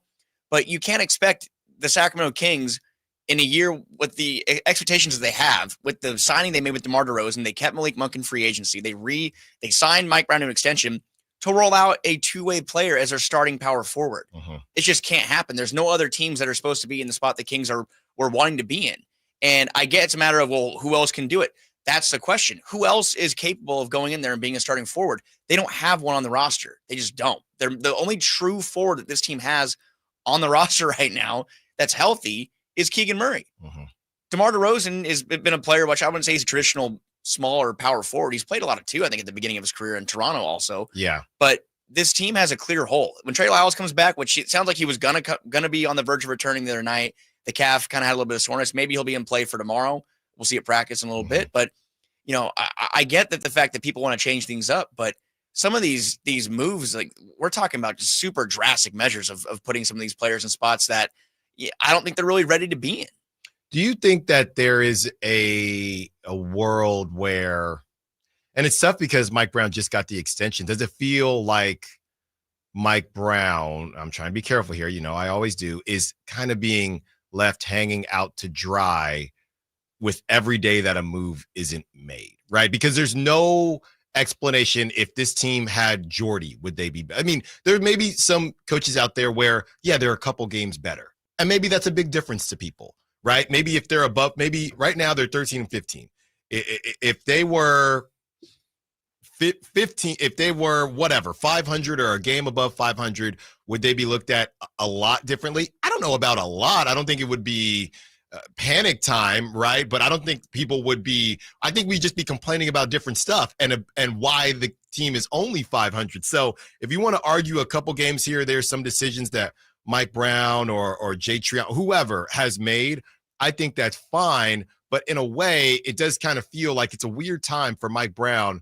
If he was going to be a sacrificial lamb in a way, why extend him? And maybe there's it's all leading back to the fact that a move has to be made, because unless you're prepared to move off of Mike Brown before his contract even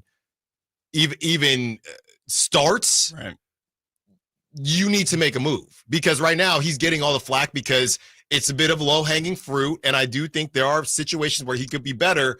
But again, we're talking 2-3 games here. I don't think Eric Spoelstra would come in here and this team would be the second seed in the West. I don't think so. Are you saying?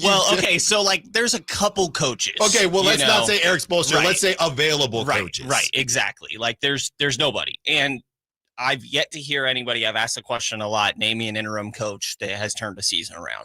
Joe Mazzulla does not count. That does not count. Tyronn Lue. Ty Lue David is the Black. one I hear. But that's more of the look roster. at what Ty Lue, Exactly. what we've come to realize Ty Lue is. And tell me who Kyrie, on Sacramento's also staff.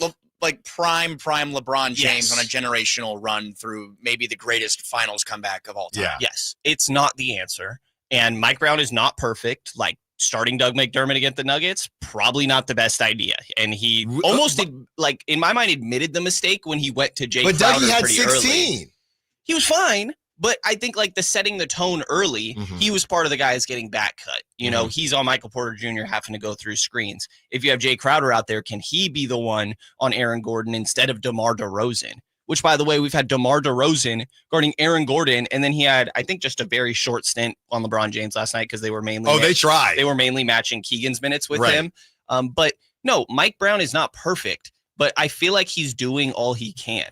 And we knew going into the press conference yesterday, or at least I had the question of like, all right, what are we about to get right now? Because Mike's not happy. This is the same mistakes as the last game. And we got the I'm not mad, just disappointed dad vibes, really. And he even mentioned one of the quotes is, I got to figure out how to get them to do it. Just executing, essentially. And later in the quote, he says, if need be, I've got to try and find somebody else that can do it. Let's talk about what that's going to be on the other side. We're way over time here. Frankie's giving me the Dame Lillard. All right. We'll be right back. Frank Cardicelli, Brendan Nunez, more Roundtable, Allen Stiles, Sacktown Sports.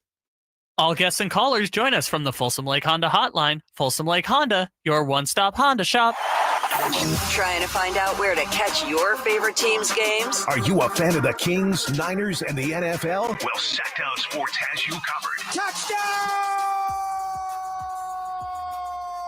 San Francisco! It's all on his shoulders. Cox rocks. He fires for the win.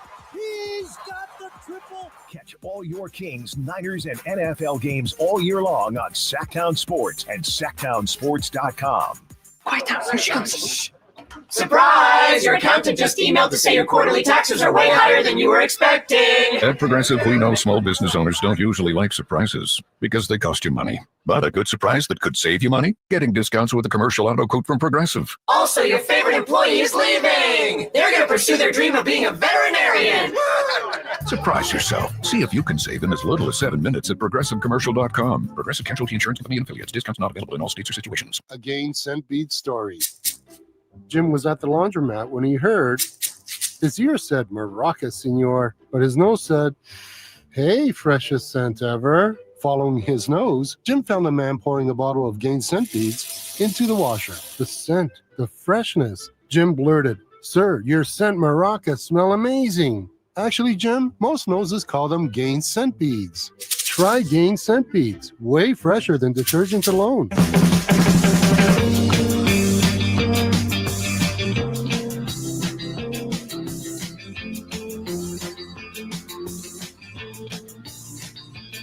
Your flagship station for the Beam Team, Sacktown Sports. Allen Stiles, Sacktown Sports, taking up to 2 p.m. Brendan Nunez, Frankie Cardicelli. Brendan, didn't want to cut you off. Hopefully you didn't lose your train of thought. We can continue on here as we talk about Mike Brown, because I'm ready to start Jordan McLaughlin. Okay. Jordan McLaughlin, Malik Monk, sit all the starters. Sit them. And have another coach the game. Guys, I don't know how much I'm actually kidding here. You should coach a game. I don't know how much I think they need a full reset. You know, I know I'm a little older than you guys, but the cartridge, you blow out the Sega Genesis cartridge, the N64 cartridge. You need a reset, guys. I had a 64, just so you know. There you go. Shout out. What was it? Star Fox. Star Fox was crazy. I tried to push that nickname for De'Aaron for a while and never caught on. That would have been a dope logo. Thought it was a good one. There you go. All right, continue, Brendan. But yeah, I mean, one of Mike Brown's quotes yesterday was essentially saying that he's got to figure out how to get the guys to do the game plan, that they're not executing on the staples that they have coming into the game.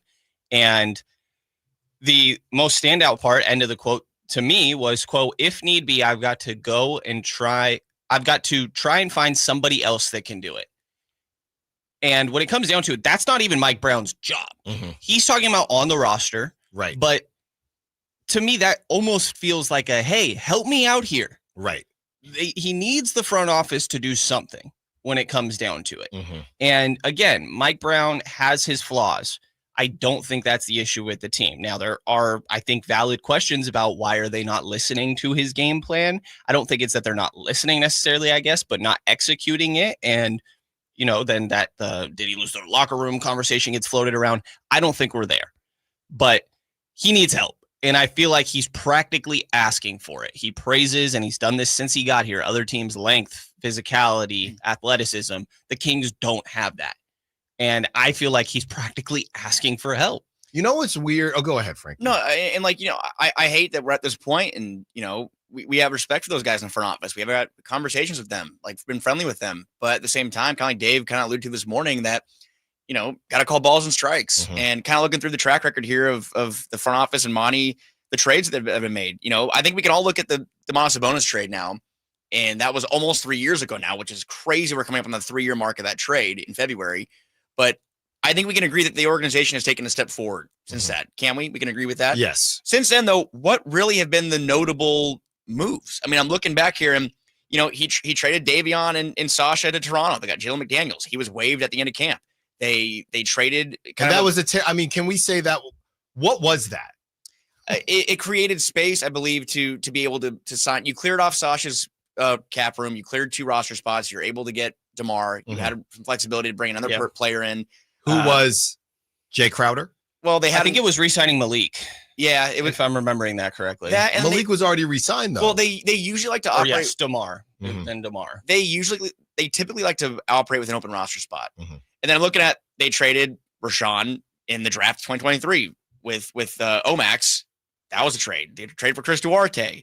There's just not many moves that jump off the page here. I mean, they traded Mo Harkless for Kevin Huerter, which is a trade that, I think a lot of us at the time, that was a good move. But now that move with the draft pick stipulations, it's kind of holding them back from making that swing for the fence type move. So we're really looking at the DeRozan trade was a big move, no doubt.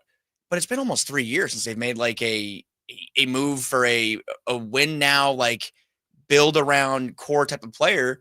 And I think DeRozan was more of kind of a stopgap and a guy that we kind of talked about on this show about Keegan Murray. If he's going to grow in the player that we all believe he can, he's going to sign that new extension, maybe this summer or maybe a little after. He can fill that void, because I think there's a rule around how many max players you can have under contract. It's 3, right? I believe so. Yeah. So I look at the front office, and to Brendan's point and everyone's point, I think out there is maybe it's not going to happen today, but I think we're at a point now where a significant move has to happen, or else there's going to be some jobs that are going to be lost. I think I saw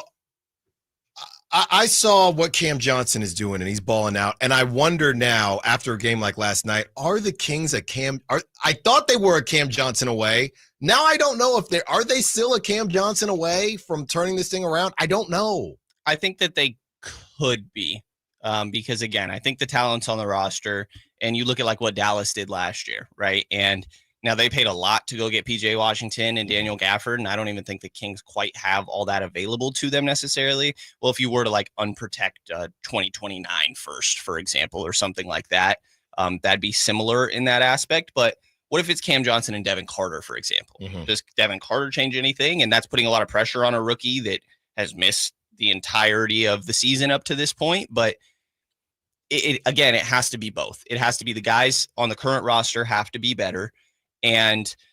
But getting one more guy that you can rely on. They're playing 7 guys yesterday, 8 if you count Alex Len. I was 7, I think, for the one Len stint. It was 7 guys. Yeah, and maybe a few minutes of Isaac Jones max. And it's getting one more guy, I think, should make everything easier for everybody else as well. So I think there is a trickle down effect, and I do think Cam Johnson is in that caliber of guy. But to me, it really has to be 2, and Devin Carter could be one of them. But I don't know how comfortable they might be relying on that. Got to get to a break. We will get some of your calls on the other side, and we're going to discuss Monty McNair and De'Aaron Fox. Allen Stiles, Sacramento Sports. The Sacramento Kings play here. He's got the triple. Sacramento takes the lead. Outstanding ball movement by Sacramento. Every triple, every jam, every Kings win. Sabonis with the jam over the Joker. He's got the three-point shot. Get your Kings fix all season long. Right here on your home of the Sacramento Kings. Here's a steal by Fox. The breakaway. He's got the rip with the left hand. Sacktown Sports at sacktownsports.com. Hey everyone, it's Ted from Consumer Cellular, the guy in the orange sweater, and this is your wake-up call. If you're paying too much for wireless service, you don't have to keep having that nightmare. Consumer Cellular has the same fast, reliable coverage as the leading carriers for less. And for a limited time, new customers receive their second month free when they sign up and use promo code SECONDFREE by January 26th. So why keep spending more than you have to? Seriously, wake up and call 1-888-FREEDOM or visit consumercellular.com. Taxes, fees, and other third-party charges will apply. See website for additional details. Wesley Financial Group is not a law firm. Do you find yourself stuck in a timeshare? Get the real facts about the timeshare industry and your options for cancellation. Chuck McDowell, founder of Wesley Financial Group, has put together a free information guide that reveals the secrets the timeshare industry doesn't want you to know, including the 5 ways to get rid of your timeshare. Call now and get this timeshare cancellation guide absolutely free. Call 800-353-9900. That's 800-353-9900. 800-353-9900. Power Business Technology is proud to be a 100% independent, locally owned and managed Toshiba copier dealer. Local ownership cuts out the red tape, allowing ourselves to never be too busy to personally answer the call when our clients need us. Recognized for excellence in service execution, training, and customer service, we're proud to be named a Toshiba ProMasters Elite Dealer since 2021. Contact us today for all your business printing needs at 844-POWER-BZ. That's 844-769-3729, or visit us at powercopiers.com. Hi, this is Greg Papa. Disasters hit every day. If your home, business, or building has suffered from any disaster, SunPoint Public Adjusters can help. SunPoint prepares, presents, and negotiates your claim with the insurance company, working only for you, making sure you get everything you're entitled to and letting your focus be on what's most important, your family or your business. Call SunPoint today at 888-247-7865 or contact us at sunpoint.us. SunPoint Public Adjusters, the gold standard in public adjusting. License number 2N14884. Sacramento's premier country music festival, Country in the Park, is coming back May 16th and 17th at Cal Expo with Bailey Zimmerman, Billy Currington, Cole Wetzel, Nate Smith, and more. You'll enjoy food trucks, rock walls, and a mechanical bull, line dancing, and more. Single-day GA tickets start at $52 at CITPFest.com. It's Country in the Park, May 16th and 17th with Good Guys Heating and Cooling. Find out more at CITPFest.com.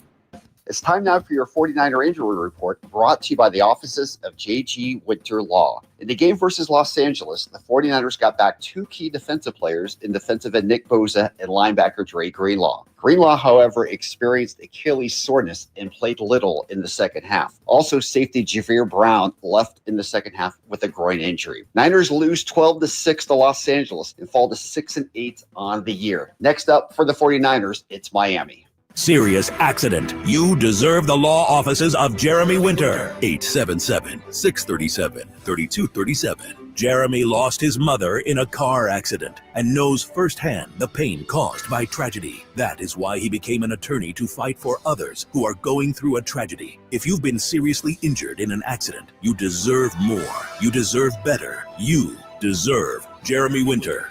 877-637-3237. Seasons change, but if you hope to stay healthy, your body needs to stay active year-round, whether that's in the gym or on the trail or at work, and that's where the Good Feet store can help. Good Feet's personalized arch support system supports all 4 arches, relieving pain in your feet, knees, hips, and back. And Good Feet arch supports are HSA and FSA eligible. Visit goodfeet.com for an appointment or stop in for a free fitting. The Good Feet store in Sacramento, Roseville, Vacaville, and in Reno on South Virginia Street. Get year-end pricing during Happy Honda Days at Folsom Lake Honda, your one-stop Honda shop. Folsom Lake Honda is your one-stop Honda shop for great pricing on our entire selection of new CRVs, HRVs, Ridgeline Civics, and Accords. Plus, with low finance and lease options, now's the time to buy. Hurry in and save during Happy Honda Days at Folsom Lake Honda, or go to folsomlakehonda.com. Folsom Lake Honda, yeah, your one-stop Honda shop.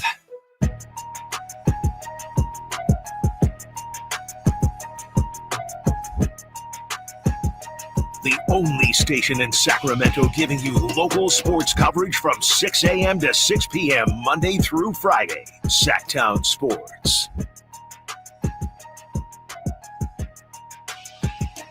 Allen Stiles, Sacktown Sports.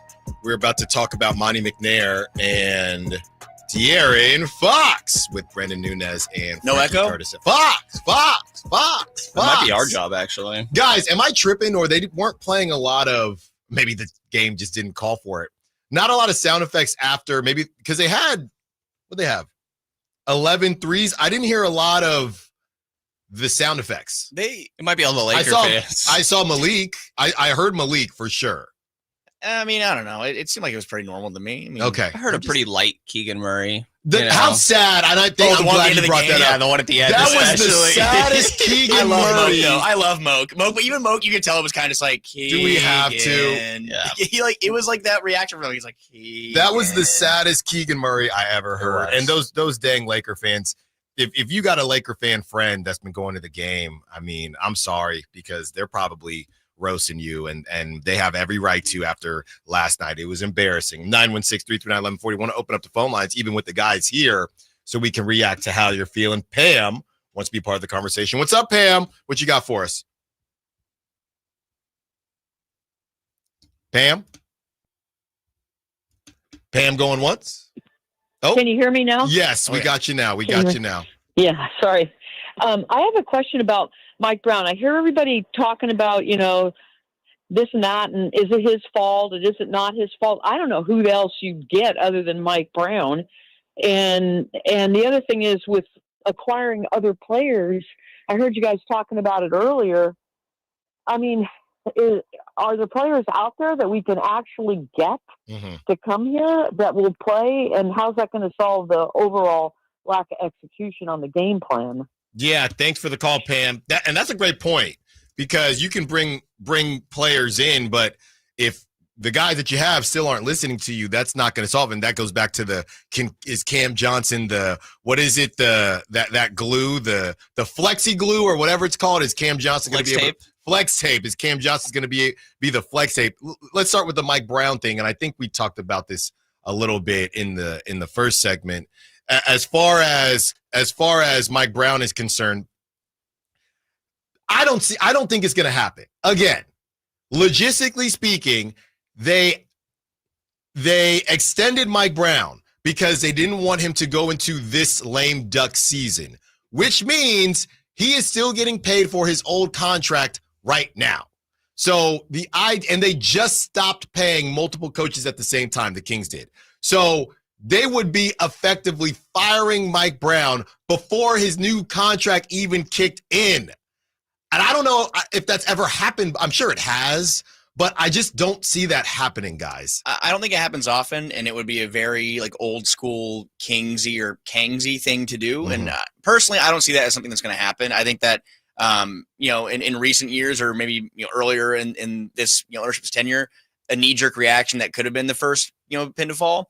But I think Mike Brown is, again, we've said it again and again, he's doing the best, I think, with what he has, and whether you think he's doing the best or not, that's your opinion. But the roster is what the roster is. He's playing the best 5-6 guys every night, and he's playing them more minutes than most teams in the NBA are playing their main guys. I mean, you can look at the minutes leaderboard for the NBA. They're playing their guys that are the most minutes by far. And last night, like we talked about, a very thin rotation. We'll see if getting Trey Lyles comes back and Kevin Huerter can continue to be good in the bench role. But I do think this is a matter of it's a front office. To me, again, we had the blame pie. I think I'm making my slice today more 50, 60% to the front office and 20% to the coaches. And, maybe the players get a little bump too, though, because I think the players do need a little more buy-in. And maybe that's where having a little bit of roster turnover could help. Maybe you do retain those core in that first five, but having a stronger second unit and the question of are there players out there? For sure there are players out there. Maybe it's not the Cam Johnson or Dorian Finney-Smiths, but, that's the front office. That's their job, to go out there and kind of scour the market, find the players that are available. And there's no doubt the Kings have the assets, and it's not many, but they have enough to get a deal done to find someone to supplant, to make a bench whole. Because right now the Kings are playing with really 1 to 2 bench players, and I guess 2 if you count Trey, who's not really healthy right now. So it's just crazy. Yeah, and it's been tough. And look, we know that Trey's trying to get healthy, man. It's just there's just been some bad luck. What Pam said leads us right into our Monty McNair conversation. But I did want to say this, Frank, because you make a good point.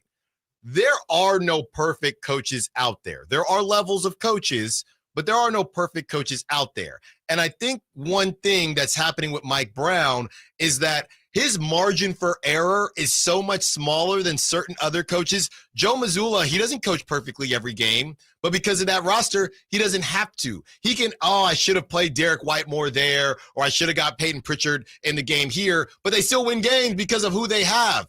Mike Brown has to pitch a shutout every single game, and every player has to play their best every single game, which is not sustainable. So I think our expectations for Mike Brown, he's not going to coach a perfect game every game. But if he doesn't, they lose. And even if he does, they could lose. That's a problem. That's a problem. But I want to keep moving to the Monty McNair. Well, can I touch on that really quick? Yeah, for sure. I think that it's about the accountability of the guys. If somebody doesn't have it on a given night, to your point, they need everybody that they have right now to pretty much be at least at a B level, if not higher. DeMar didn't have it last standards. night. Right. No, he did not. And if you had another guy there on the bench that you're comfortable with, it's a lot easier to hold the guy in front of him accountable. Now, I still think we see Mike do that, and you're just going to lesser options. But if you have another guy there and somebody's not executing, it's like, all right, well, at least we have another option for somebody that we feel like could even possibly execute the game plan that we want here. And I think the whole, how's adding a new guy get us to, or get the team to respond better to the coach? Sometimes I think changing just the environment of the guys in the locker room and going and making a win now trade can, as cliche as it sounds, but just like change the vibe of the locker room and get a little bit more belief in the group. Because Domas will say, we all love each other. We all believe in the talent of this group. Right. But this can't feel good for them either. And at some point you start to be like, man, we really do this all the time, huh? So I think that a trade can change the energy of the team. The Monty McNair piece that I wanted to touch on is when this started going south, I remember Dave saying that it would make the most sense to, if he were to guess, it would be moving off of Monty McNair instead of Mike Brown, simply because of what we just talked about. And you want to give Mike Brown a chance on his new contract to work with a better roster. But if you were to move off, I don't know that you can afford to move off of Monty McNair. You almost have to give him one last hoorah move, because if you move off of Monty McNair, are you cooking the season? No. You're not going to bring in somebody new and have that person say, all right, we're going to make this big move, right? So I don't. Yeah, you got a month until the deadline. Exactly. Here you go. So I don't think they can. And I agree. And we talked about that last night. I don't think the Kings have ever made an in-season GM change. And in-season GM changes, I think in the NBA are pretty rare. I know the NFL has done a couple things. Well, the Jets are the Jets, but the NBA has. It's not really the way that they kind of go by the book there. So the way I looked at it, and I say the next 20 plus games in the deadline are kind of going to be indicative of what the future could hold. If the Kings if the bottom continues to fall out and they don't make an upgrade, clear upgrades at the deadline, I mean, I think that bed's already made. So I'm looking at, and it's a little daunting when you think, look at the strength of schedule for the NBA right now. The top two, there's 3 teams right now, 2 are in the West. The Kings are 3rd in the NBA right now, their strength of schedule. Only beneath Memphis for the hardest remaining schedule in the Western Conference. The other team is Indiana. The Kings play them on Sunday. But the schedule's not going to do you any favors. So you're going to have to earn it. You're going to have to, how many games have they won? 13. So almost a quarter of their wins are still against the Utah Jazz right now. They have to pick it up against the teams that they should beat. Who's their best win? Is it the Rockets? Houston or Phoenix? It's probably one of those two. Yeah. I think Houston probably is the better one because of how well they were playing at the time. But, it's not going to do you any favors. So, sure, they almost beat Denver, but almost isn't going to cut it. Like you need to win those games. And they're not doing it. They're not doing it. We're going to have a conversation about De'Aaron Fox on the other side. More of your calls, your texts, your Sack Chat. Allen Stiles with the Insiders, Brendan Nunez, Fred Cardicelli, Sacktown Sports. You never know what you might hear when listening to a Sacramento Kings game. Out of Keegan, going for another triple. Man, is he feeling it. Keegan, can he do it? Yes, there's number 11, Keegan Murray. Keegan steps back. He just knocked down his 12th three-pointer, a Kings franchise record. He's got 45 points. Never miss a moment of Sacramento Kings basketball with Sacktown Sports and the Sacktown Sports app. Did you know that replacing garage doors is the biggest return on investment homeowners can get on improvements? Jason Ross here, and let me tell you about the Overhead Door Company of Sacramento, a family-owned and operated company with third-generation owners that's been in business for 71 years right here in Sacramento. With new garage doors from Overhead Door Company of Sacramento, you'll not only get the wow factor, but you'll also know that you're working with a well-respected and proven company. Residential and commercial, brand new garage doors, or repairs to existing doors, they do it all. Take advantage of their free at-home estimates on new garage doors or check out the showroom with no appointment needed. And while you're at it, mention me, Jason Ross, or Sacktown Sports and receive $100 off a new garage door paired with a new garage door opener. Check out their website at ohdsac.com or call them at 916-421-3747. Overhead Door Company of Sacramento, the genuine, the original overhead door. Always look for the red ribbon logo. Ho, ho, ho, ho. Looks like you made the ice list this year. Santa, don't you mean the nice list? No, ice, because Prestigio Jewelers carries all the ice you need. For over 30 years, Prestigio Jewelers has offered in-house financing and fine jewelry. Guaranteed credit approval between $400 and $10,000 with no money down options. Make this Christmas season unforgettable. The perfect jewelry, the perfect price, helping you build perfect credit. With locations in Sacramento, Stockton, Merced, and Fresno, or online at prestigiojewelers.com. The most wonderful time of the year has officially begun at Fasteners Inc. Tool Outlet in Sacramento.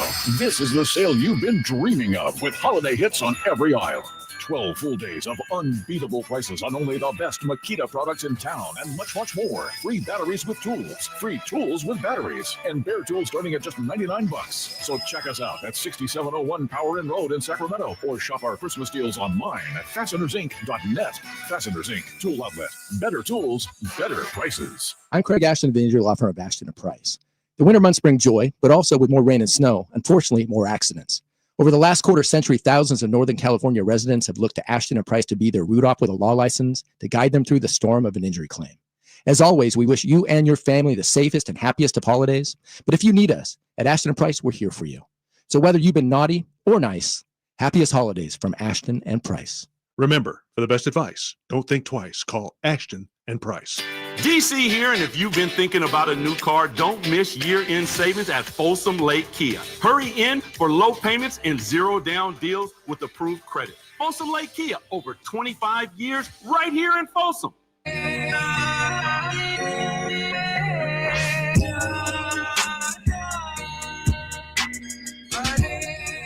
Your flagship station for the Beam Team, Sacktown Sports.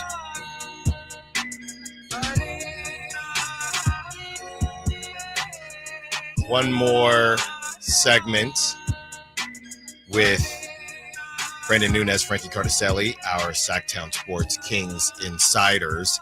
And guys, earlier in the show, and I've been wanting to get everyone's thoughts. We're going to get Anthony's thoughts and, of course, the callers' thoughts later in the show about De'Aaron Fox, because I kind of see and hear two different things. I hear the story of De'Aaron Fox, and the story goes like this.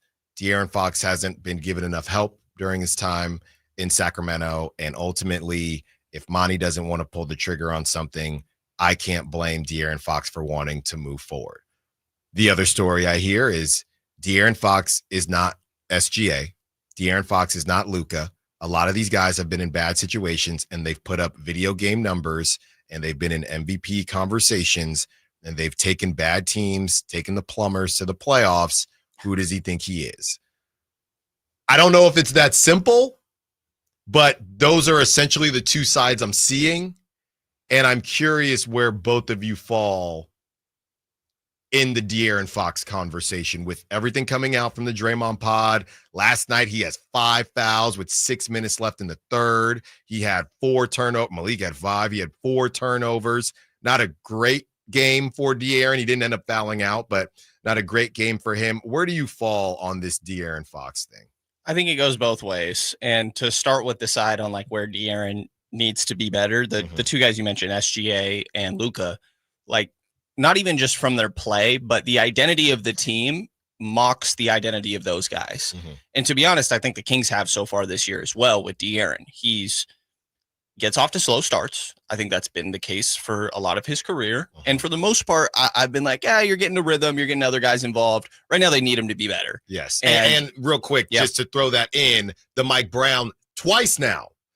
Someone needs to look in the rafters and see somebody in the crowd with a jersey. And then earlier this week, he needs to step up attention to detail. Now continue. Right. Yeah, and I think that was probably in response to what De'Aaron said on the Draymond pod. And it's just Mike Brown reminding, not that he disagrees, because like we said earlier, I think Mike Brown is practically asking for roster help too.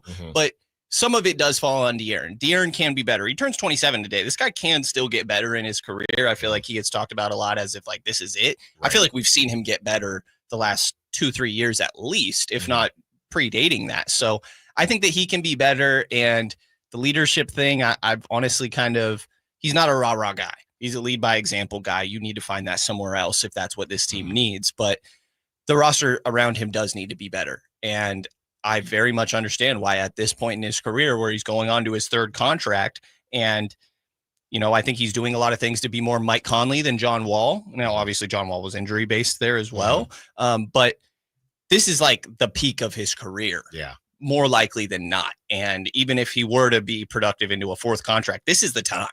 And your legacy has so much to do with, did you win? And right now the answer is no. And it's partially he could be better, but really I don't think he's been given a fair chance to be in those spots either, because as much as we want to say De'Aaron could be better, like why do we think Orlando or Houston would be so interested?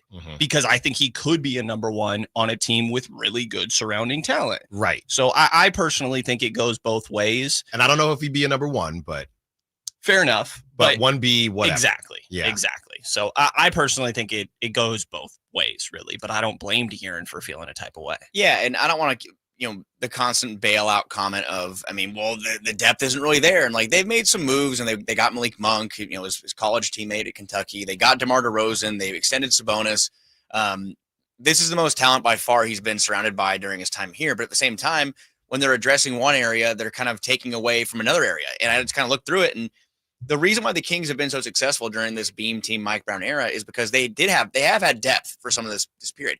2022-23, they were ninth in the NBA in bench points per game. A lot of it's because of Malik Monk. Last year, they were 12th in bench points per game. Moving Malik into that starting lineup has been beneficial for his game and the offense as a whole, I think. I think the offense does work very well, and that's a closing lineup anyway. That's been the closing five for the past 2 seasons anyway. But this year, they're 28th in bench points, and they're so thin in that rotation, maybe because of injuries, and Kevin Huerter's missed some time, Trey Lyles has missed time, Malik Monk has missed time.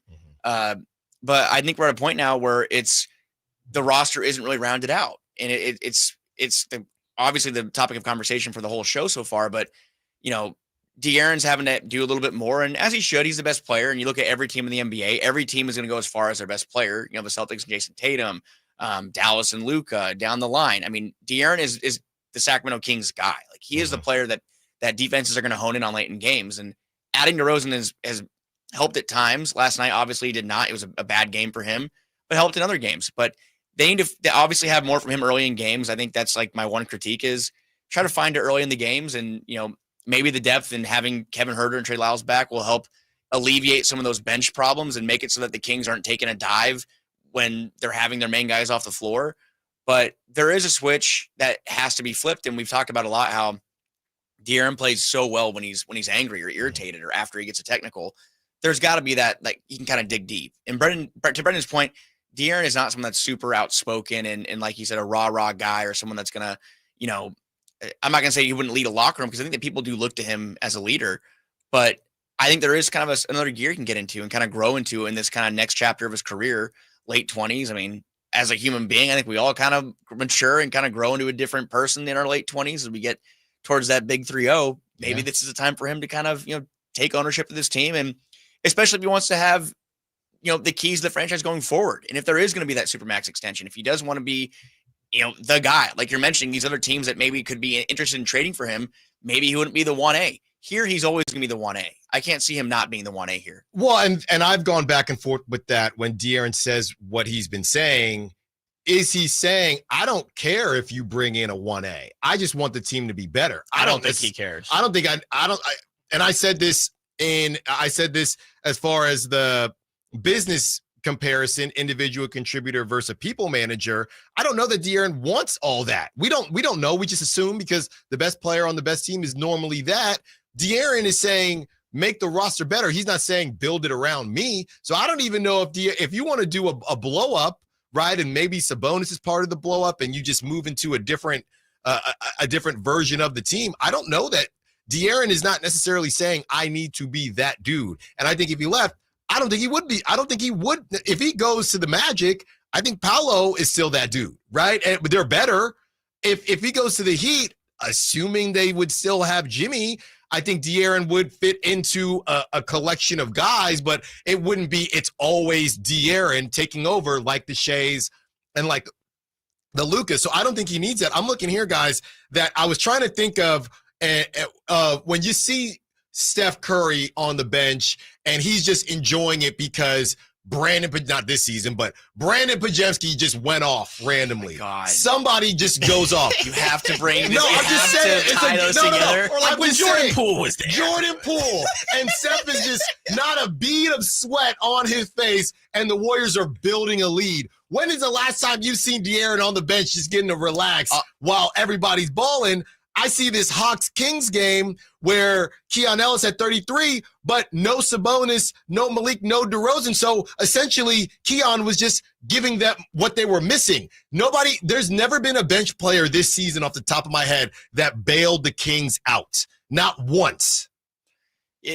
Even looking back, and our friend Drew just posted a funny meme, but the point of the meme is that he's watching the highlights from the 2022-23 season, and they're wearing those gray jerseys. And the thing that reminds me the most is that game against, I think it was Brooklyn, where Terrence Davis had, I think, like 30-something points off the bench. James Harden's last game? I think so. I think that was the game that broke the Brooklyn Nets with Kyrie Harden. Like 2 or 4 points. It was like Davion clamped him up. It was crazy. Yeah. But, just not quite like the Kings didn't go get Terrence Davis back, but they had different guys on the bench that could kind of step up and be that guy. Just randomly. And Malik really was that, and he really still maybe is that, and we'll see if he stays in the starting lineup. But I don't even know if that's Malik, because you started to assume you're baking that into what the Kings do. I'm talking about a guy that can just randomly, what Malik's like a Corey you. Brewer 50. I'm just saying somebody on the team that you just.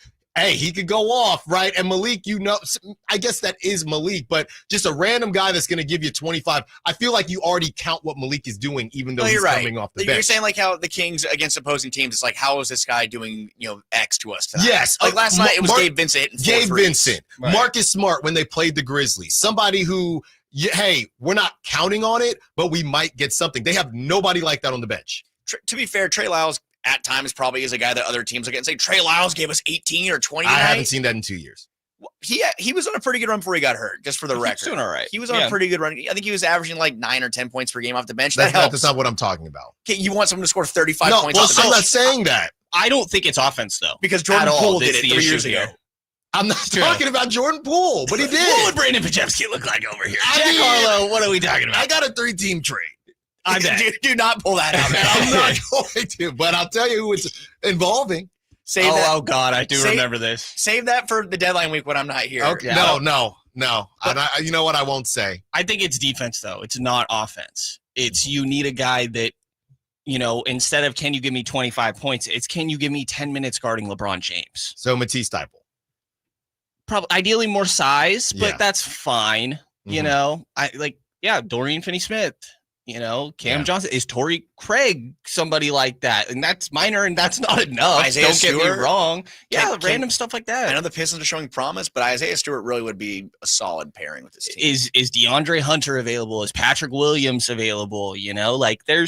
I think it's more about can you give me that sort of run defensively rather than offensively. Call up JTA. Hey, well, where's Mo Harkless at? He will never get his chain snatched. Okay, that's Oakland's finest. Guys, before we get you out of here, and I know we've been talking about it, so just to confirm, regardless of whether this team, and I don't know when we're going to talk again because of the holidays, and then Frankie, you're going to have baby Frankie. The next time we do have a roundtable, whenever that is in 2025, this roster will be different, right? There's no way. I'm saying no, probably not. When do you think we're going to see each other? Probably around time trades go down, late January into early February. That's insane. Deadline's on the 6th. I think that the market is still coming. There's still things that are at play here. And there are teams that aren't sure what side of the fence they're on. Are they going to be selling? Or are they going to ride through? Or are they going to try to buy? We don't know who is fully there yet. Like right now, obviously you have the Jazz, the Pelicans, Toronto, Washington. Charlotte. After that, it's very blurry. We don't know what's going to happen. So I think teams are going to be holding on to players and trying to get the most value out of these returns. I think Cam Johnson's going to price himself out, by the way. I don't think. I could see. I mean, if OKC wants anybody, by the way, OKC's outbidding anybody. And there's a couple teams that could easily outbid Sacramento. I would bet, and this is more reading the tea leaves rather than reporting anything, that there's an aspect of, well, when we get Trey Lyles back, when Devin Carter comes back, which I don't think is very far for what it's worth. I think we just saw him doing threes. I don't want to hear this. I think it is very grown worthy. I don't want to hear But this. I could see that being the silver lining, or like, let's just wait and see what we got here first. No waiting, no seeing. I agree, but I think deadline is really where I'm like, for sure by the deadline, obviously. So just get this clear before we go. You would right now would be saying, like, you'd be hitting the button, trade. Right now. Yes. But if there's no one on the other end that wants to do it, and if they're doing it, they're trying to like swindle the Kings. They're trying to just totally price you out of the ballpark. The price tags are already dropping on these reports are out, guys. The reports are out. Because those tell everybody to be true. They have to be true. The word is out. I saw it on the internet. The word is go get somebody.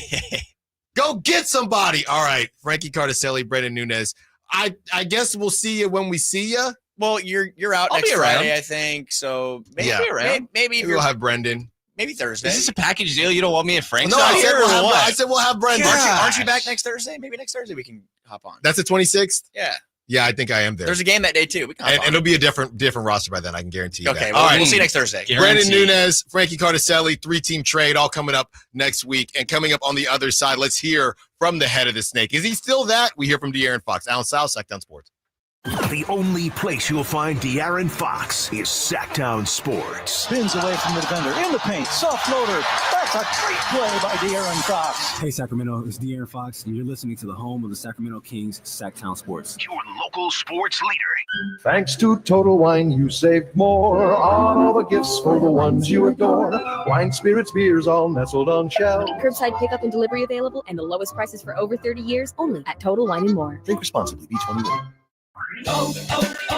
O'Reilly. Protect your vehicle's engine with Syntec and O'Reilly Auto Parts.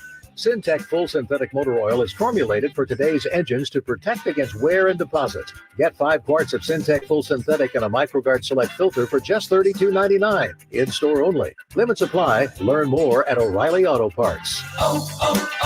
O'Reilly Auto Parts. Old Spice Swagger Holiday Pack, perfect for a gift to treat yourself. 24/7 holiday freshness with daily use can smell your bestest. I'm gonna be smelling great all season. Old Spice scents just can't be beaten. Chock full of value, saving that green. Got the essentials needed to feel clean. Deodorant, hair, body wash, and spray. Celebrate your holiday the Old Spice way. Ho ho ho ho ho ho ho ho. Ooma. What was that? That is business phone bliss with the Ooma Cloud Phone System. It handles all our voice, video, and messaging needs. You sound very calm. I am. Ooma has everything I need to handle the busy holiday season, like virtual receptionist, call routing, and video conferencing. And it starts at just $19.95 per month per user, plus taxes and fees. Ooma. Nice. Find your business comm at ooma.com/radio. Hi, I'm Justin Gingery. One of the most common questions I receive is what makes us different from other law firms. At Gingery, Hammer & Associates, we handle your case from beginning to end. Whether your case reaches a settlement, whether we need to file suit, or even take it all the way to trial, we will be with you along the entire way. And because we are committed to you and your case, we are as invested as you are in making sure you get the outcome you deserve. If you have an injury, just call Gingery. The most wonderful time of the year has officially begun at Fasteners Inc. Tool Outlet in Sacramento. This is the sale you've been dreaming of, with holiday hits on every aisle. 12 full days of unbeatable prices on only the best Makita products in town, and much, much more. Free batteries with tools, free tools with batteries, and bare tools starting at just $99. So check us out at 6701 Power Inn Road in Sacramento, or shop our Christmas deals online at fastenersinc.net. Fasteners Inc. Tool Outlet. Better tools, better prices.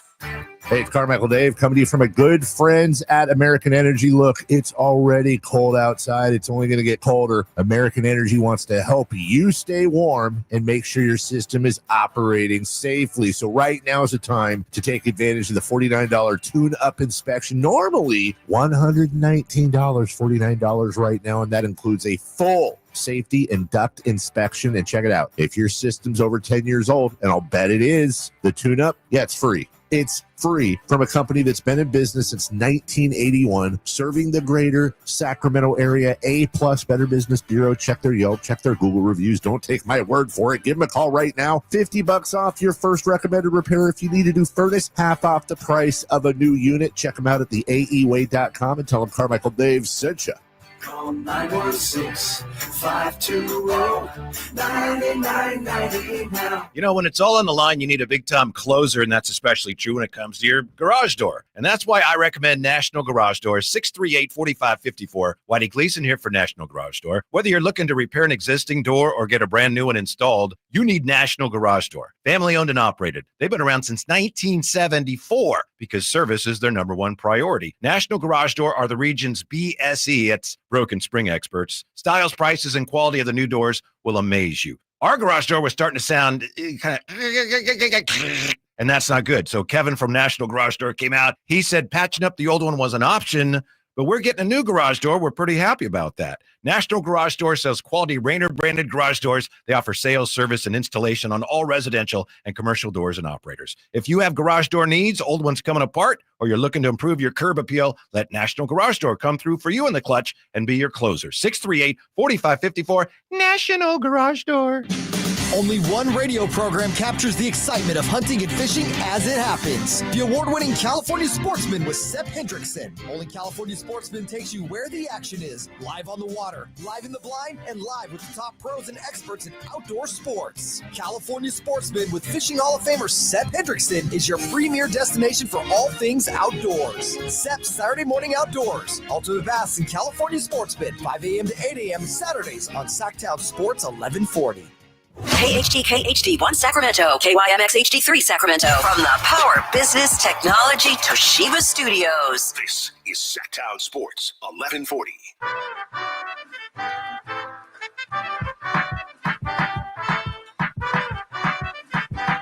Your flagship station for the Beam Team, Sacktown Sports. Thanks again to Brendan Nunez and Frank Carticelli. I forgot to ask Brendan about that part of Mike Brown's post-conference last night where Brendan jumped the gun a little bit, thought Mike Brown was done, and he wasn't done. So Brendan got lucky on that one. We wanted to play this audio from De'Aaron Fox. I kicked off the questions and asked De'Aaron Fox about Mike Brown's message and how it's being received. De'Aaron did the right thing and found a way. And Brandon, we see you. We're going to get to you. De'Aaron did the right thing and found a way to just say the right thing. He knows, I think, what I was trying. I think everybody knows what I was trying to ask here. But De'Aaron just said, hey, we just got to execute. And then he gets asked a couple more questions about how the locker room is feeling. Here it is. De'Aaron, there's been a lot of talk when we were talking to Coach about the same things being said, but seeing the same results. How is the team reacting to what Mike has been telling you guys? I mean, we got to go out there and execute the plan at the end of the day. I mean, once you step out there, you know, obviously you have what he said in mind, but, you know, if you're just thinking about it and not doing it, then at the end of the day, like, that means nothing. So, I mean, a big thing about it tonight was keeping them off the free throw line and them touching our paint. I don't know how many threes they hit that came off of threes that were just like isolation and them just shooting the ball. But I would think at least 10 of their 12 came from after they touched the paint. De'Aaron, just where is the level of frustration with the players, like behind the scenes with you guys? And how do you get through a situation like this? I mean, you've been here before in your career, but how do you fight through this? I mean, you got to find ways to break through that. In the day, like, it's not like offensively outside of turnovers, like, we shot decent percentages, but, you know, we didn't keep them off the offensive glass and we allowed 30 free throws. D, as the leader of this team, what are you doing personally to try to get the message that you guys have to have a sense of urgency to win these games? I mean, at some point, especially in this conference, like you keep losing games like this, and then we look back like last year, and you're on the outside looking in. So, I mean, just letting guys know, like we keep talking about how good of a team we think we can be, and this and this and that and that. But until we're able to roll off consistent wins or be consistent as a team, like that means nothing. There it is. That was majority of De'Aaron Fox's presser, and it's just a lot of similar things. Yeah, he's telling us to do something, and we're not doing it. So is the issue that they need to be told in a different way, or is the issue that they're not capable of doing it? Right? And that's the other part of this. Based on the team that they have, are they incapable of doing what Mike Brown is asking them to do? Keegan Murray right now, is he capable of guarding the best player on the other team and still being a threat offensively? Right now, it doesn't seem like he is. DeMar DeRozan, is he capable of defending at a high level and stretching the floor by shooting the three ball? It doesn't seem like he is. De'Aaron Fox, is he able to give 1,000% from tip-off and set the tone? It doesn't seem like he is. So is it a matter of the message, or is it a matter of they're just not good enough to do it? That's what I'm struggling with. Maybe they're just not good enough. Right? If you take your son and your daughter to a soccer team, I'll never forget. Playing soccer, and everybody played up. I love that back in the day. Oh, yeah, my son is 13. My son is 10, but he's playing with 13-year-old. Everybody did that, right? So I'm playing up, whatever, a year or two. I'm the fastest on my team. Then you get up a team who everybody looks like me. Everybody's fast like me. And I'm looking around thinking, there's only one of me on this team. So we got smacked. Now, that would say that there is a talent difference, and I'm not necessarily saying that there is a talent difference, but when you look at what Mike Brown is asking, are they ignoring him, or are they just not good enough? Can they not do what Mike Brown is asking them to do, or do they need to be told in a different way? You look at education. Some people are visual learners. Some people are more instructional learners. Is there a different way to say what Mike Brown's been saying? We're about to hear from him again when Brendan asked the question. Did I love the fact that he said, I'm going to just keep doing what I'm doing? Not really, but maybe he doesn't really know what else to do. Right? Should they put it on a projector? Have a hologram should they put Mike Brown's words in a hologram of Eric Spoelstra? Would that help, even though they're saying the same damn thing? I don't know. 916-339-1140. Let's get to Brandon. Wants to be part of the conversation. What's up, Brandon? What you got for us? Black Friday, man. That's right. Well, not yet. Not yet. We'll see. There might be some moves. We don't know, but it feels like it. Well, this is where I'm getting to. I can tell you, I'm not a numbers guy, analytics guy, but it doesn't take a math whiz. I can tell you exactly why they lost last night. They can't rebound the ball at all. Besides Sabonis, look at their numbers for the season. There's nobody who can rebound. So Monty McNair needs to practice what he preaches, because before the season started, he was telling Mike Brown, I'm looking at the analytics. We need a rebound more. We need an offensive rebound. Keegan's got to focus on that. So you went and signed DeMar DeRozan, and that's not helping. Then you're telling the guys we need to play better defense. But then you start Malik Monk, and you got no one on the bench who can guard anyone. I just think that we're digging ourselves our own hole, and we're not finding a way out of it. And if we think that this is rock bottom, take a look at January's away games in the schedule. There's a even deeper rock bottom coming. So if you're McNair, there's no reason why you can't go get a $9 million Valanciunas to at least calm down the fans. Mm-hmm. You made a move. Let's get some rebounding in there, and let's see if what you were preaching beginning of the season works. Yeah, that's all I got. Thanks for the call, Brandon. Have a good Friday and a good weekend. And somebody on the text line was bringing up, hey, is this about McNair, or from Studio Craig, is it a problem with the front office, or is it a problem with Vivek not wanting to get into his pocket? Just asking. That's from Studio Craig. That's something we don't know, Studio Craig, and I do think it's all connected. you're going to go into your pockets for a team that you don't think is playing well enough, right? I think that maybe they would go into their pockets if it looked like, all right, we're a 5 seed right now. We might have to dip into the luxury tax to get to that 3 seed in the West. Maybe we're willing to do that. But are you going into, again, this team is better than the record. They need a better roster, but they also need to play better. They're not as bad as that loss last night.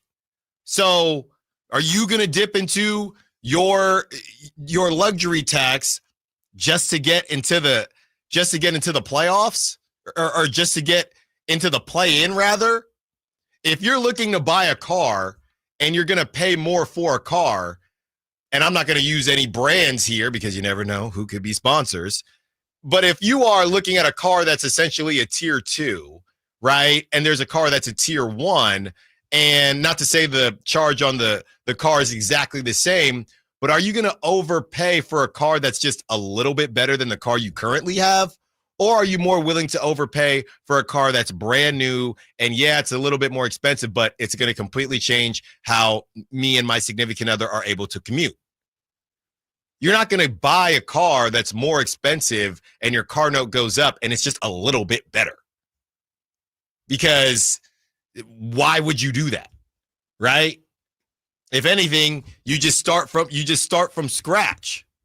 And you say, you know what, I'm just going to save up for when I feel like it's time to just buy a brand new car. I'm not going to buy this used car that just has a couple less miles than my current car. And I could be in the same situation. So that's how I'm understanding that they don't want to go into the luxury tax situation. Why would you go into the luxury tax right now? These guys need to be playing better, right? Based on the moves that have been made, I don't think that all the moves that have been made have been because they have not dipped into the luxury tax. I think there have been some mistakes made. I do think it can help when you do dip into the luxury tax, but I also think that there have been some mistakes made. And you're not going to now go into the luxury tax to fix those mistakes. You got to find your way out. That's how I'm taking it, but who knows? Anything can happen if these guys keep losing games. Anything can happen.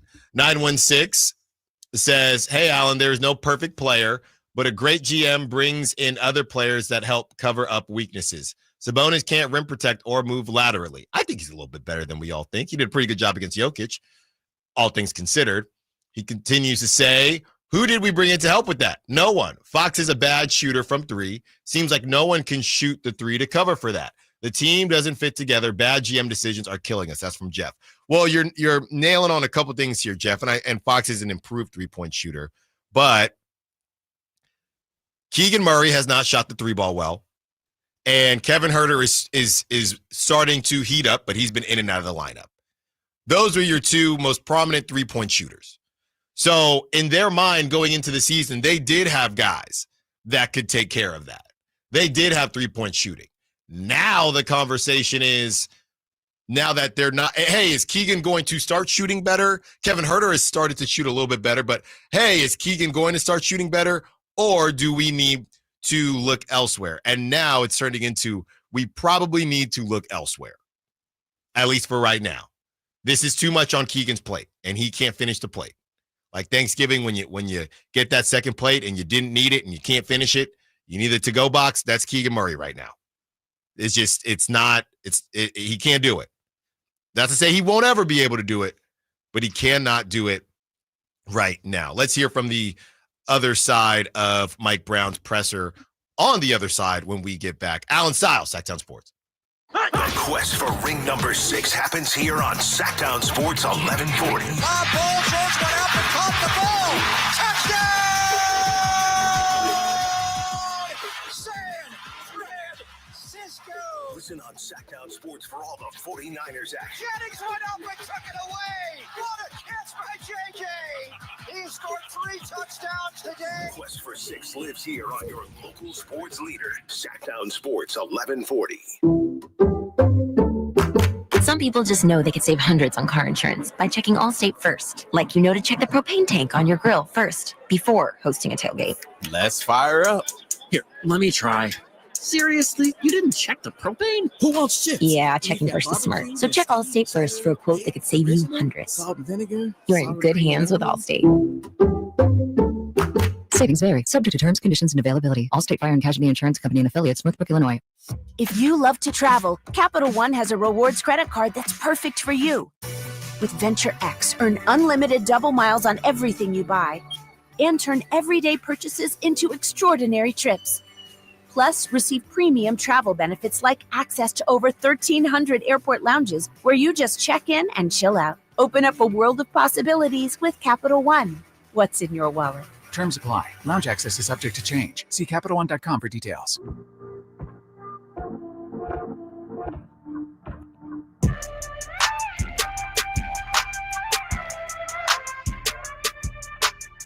Your flagship station for the Beam Team, Sacktown Sports.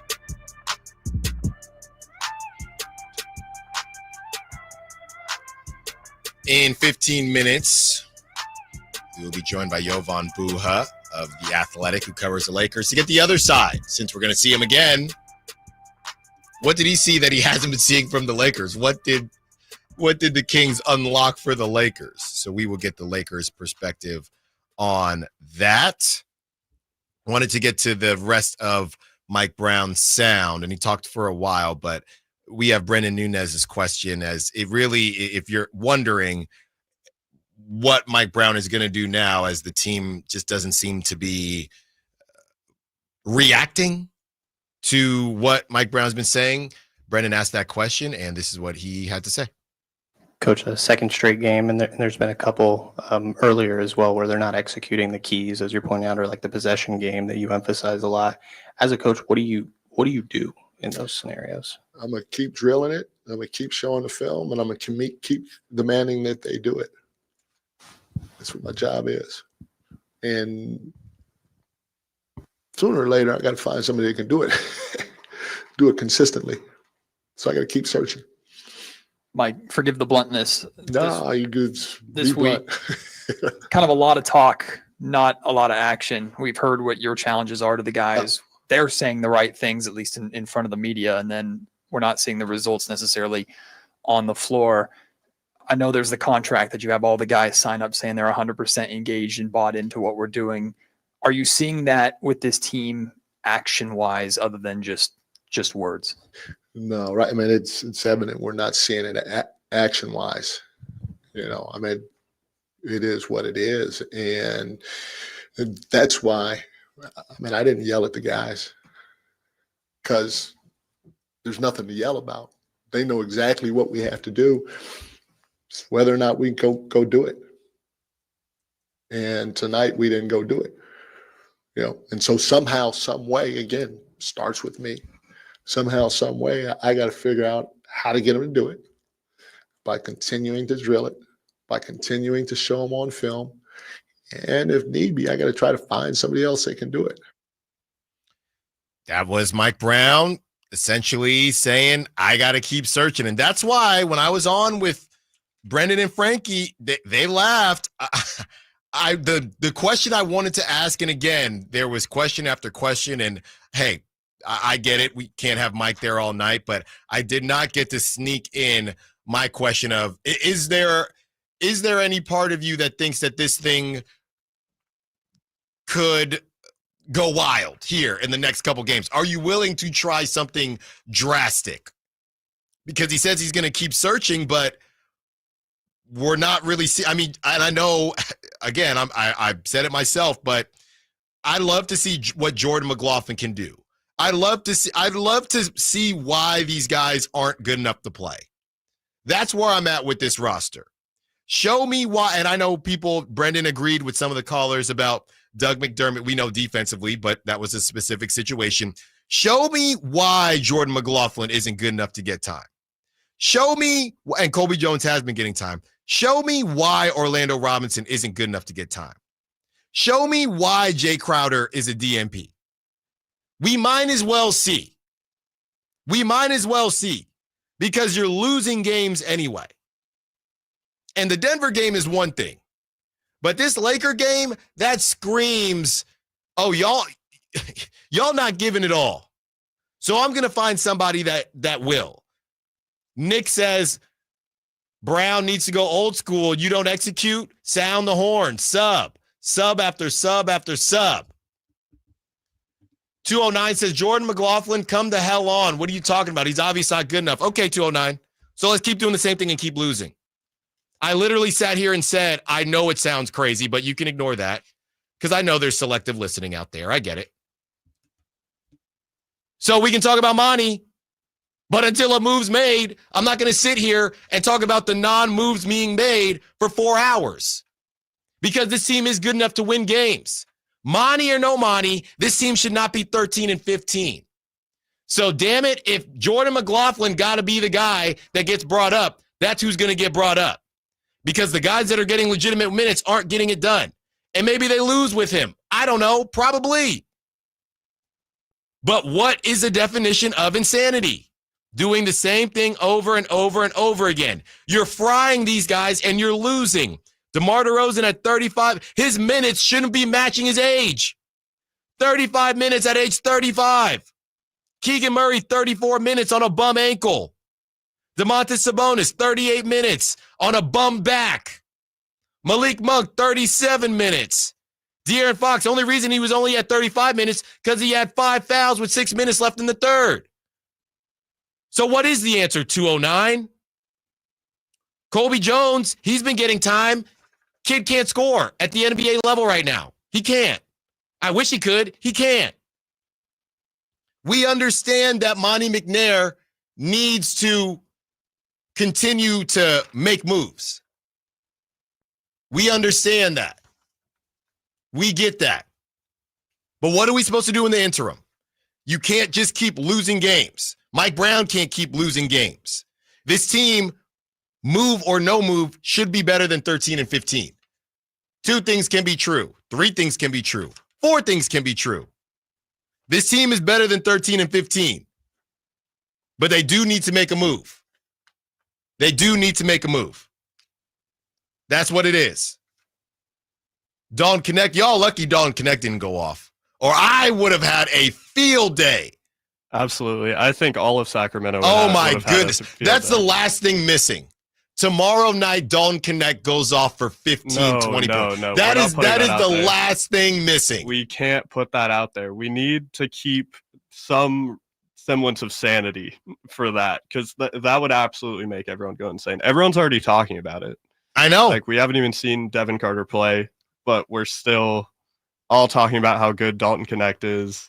I thought for certain Dalton Connect was going off last night. I thought it would. This is the classic CJ McCollum. You had a chance to draft. He's got a list. Oh, yeah. Dalton Connect, he's got a list. And I'm sure he would have, but the Lakers shot 40%. The Lakers didn't even play well. It's not, so maybe you're right. Maybe he does go off if the Lakers figure out how to play well, because even though they lost, the Kings should have won. The Lakers played incredibly poorly. Like we talked about JJ Redick talking about how this is his favorite win of the season.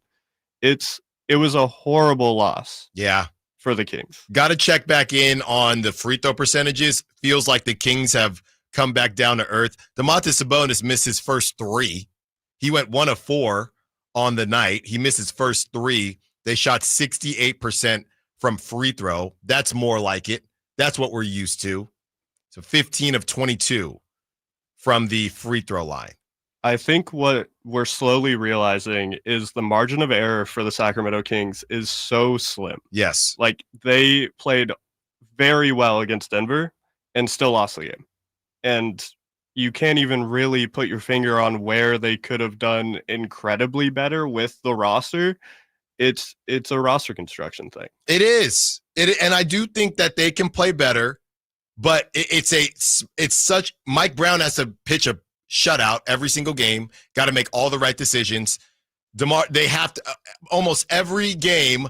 Every starter needs to be in double figures, or has to go off and eclipse 30. Okay, DeMar DeRozan at 35 can't even afford to have a bad game, or you can't beat the Lakers who have stunk. They had lost 11 of 12, or their record was 11-12 since beating the Sacramento Kings in game 2. So that's what it is right now. And every player on the Sacramento Kings that started had a negative plus minus. And every player, and again, the Lakers didn't even play that well. Every player was in the positive. 21 for Rui, 13 for LeBron, 19 for Anthony Davis, 17 for Max Christie, 9 for Austin Reeves. Minus 14 for DeMar, minus 16 for Keegan, minus 16 for DeMontis, minus 18 for Malik, minus 10 for De'Aaron Fox. And they were in the game the whole time. Let's hear from the Lakers side of things. Jovan Buha, who covers the Lakers for The Athletic, on the other side. Allen Stiles, Sacktown Sports. On the move? Got somewhere to be? Take Sacramento Kings basketball with you. The Sacktown Sports app will let you stay connected to your passion. Never miss a moment of Sacramento Kings basketball with the Sacktown Sports app. The holidays are always a great time to get together with family and friends, but nothing beats the thrill of Stockton Honda's deals. During Happy Honda Days, find the perfect ride in person or online. With over 400 new Hondas ready to go, now is the time to buy at Northern California's #1 Honda deal, Stockton Honda. Anytime, anywhere, it's all here. StocktonHonda.com. Number 1 claims based on 2023 total new and Honda certified pre-owned vehicle car sales from American Honda Motor Company sold on report. The most wonderful time of the year has officially begun at Fasteners Inc. Tool Outlet in Sacramento. This is the sale you've been dreaming of, with holiday hits on every aisle.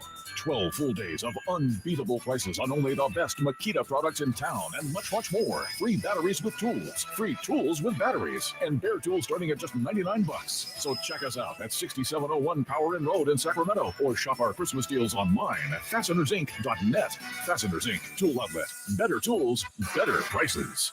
Finally, an easy way to find home improvement contractors. Just visit subcontractorsunited.com and simplify your search for home services professionals. From cabinets to windows, roofing to plumbing, Subcontractors United is an easy, simple way to find and hire a home improvement contractor. And you never have to give up personal information. So no harassing phone calls like you get from those other websites. Subcontractorsunited.com is sponsored by D&D Cabinets and Savage Design. Ho, ho, ho, ho. Looks like you made the ice list this year. Santa, don't you mean the nice list? No, ice, because Prestigio Jewelers carries all the ice you need. For over 30 years, Prestigio Jewelers has offered in-house financing and fine jewelry. Guaranteed credit approval between $400 and $10,000 with no money down options. Make this Christmas season unforgettable. The perfect jewelry, the perfect price, helping you build perfect credit. With locations in Sacramento, Stockton, Merced, and Fresno, or online at prestigiojewelers.com. Thunder, feel the thunder. It ignites something inside of you. Lightning and the thunder. Sets alight an elevated state of being. Days are pure exhilaration. And the nights, they're simply electric. See it, hear it, feel it. Thunder, feel the thunder. Lightning and the thunder. Thunder Valley Casino Resort. Feel the thunder. Sacramento's premier country music festival, Country in the Park, is coming back May 16th and 17th at Cal Expo with Bailey Zimmerman, Billy Currington, Cole Wetzel, Nate Smith, and more. You'll enjoy food trucks, rock walls, and a mechanical bull, line dancing, and more. Single-day GA tickets start at $52 at CITPfest.com. It's Country in the Park, May 16th and 17th with Good Guys Heating and Cooling. Find out more at CITPfest.com. I'm Craig Ashton with the injury law firm of Ashton & Price.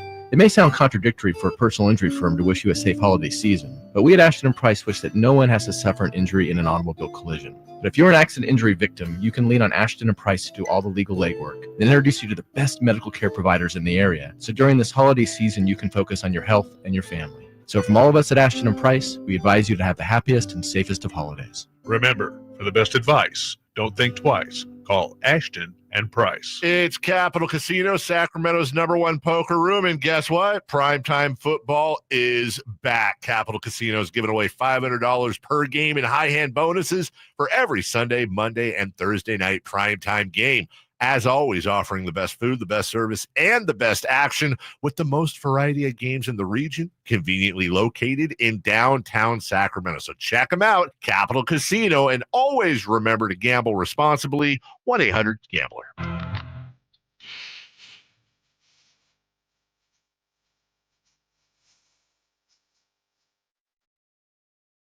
Your flagship station for the Bean Team, Sacktown Sports.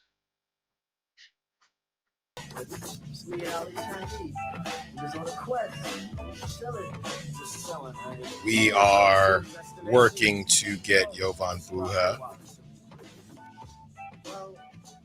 on the line to get the Lakers' perspective on things. A lot of people chiming in on what exactly it is they think the Kings need, and ultimately, I think it's a couple things. They need to play better.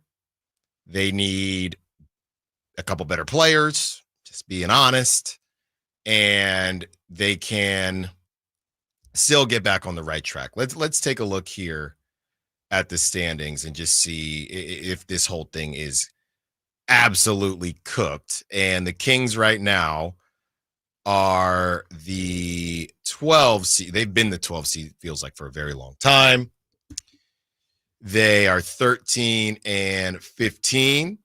They are now 9 games back of the Thunder. And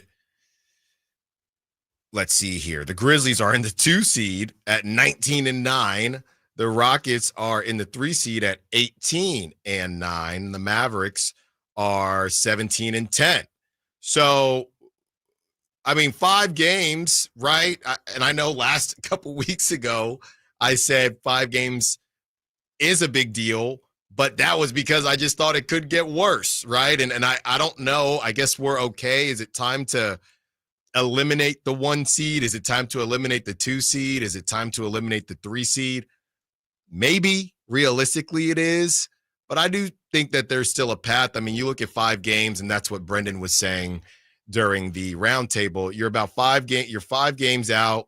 You're a good run out of at least being in that conversation, right? And the Clippers are 2 games worse in the 5 seed than the Mavericks. So you're looking at the Mavericks at 17-10 and the Clippers at 16-12. So whether you make a move or not, if you win, if you can turn this thing around, there is time.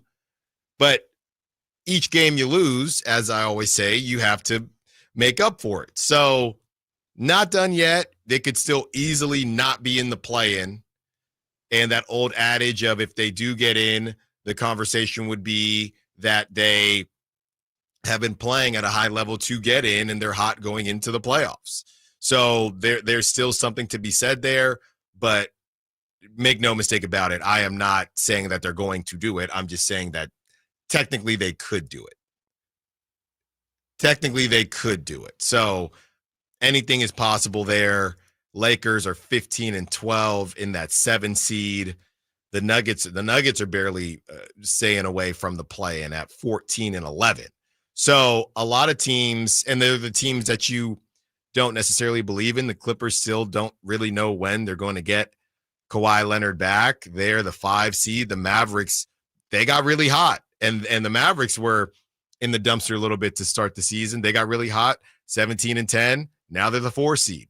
Now they can control some things. So that's what's happening in the Western Conference, and how if the Kings do figure some things out, they can get back on the right side of things. The Thunder, nobody's catching the Thunder. Nobody's catching the Thunder. But could the Lakers catch them if they get hot? We are joined now by Jovan Buha of The Athletic. Was just with Jovan last night, and glad that Jovan can join us. Jovan, thanks for joining us. Thank you for having me. Jovan, so what's the situation in these 2-game sets? Are you kicking it in Sacramento? I can get you some recommendations. You kicking it in Sacramento for throughout the weekend? Yeah. Can you get me some VIP treatment here? That would be nice.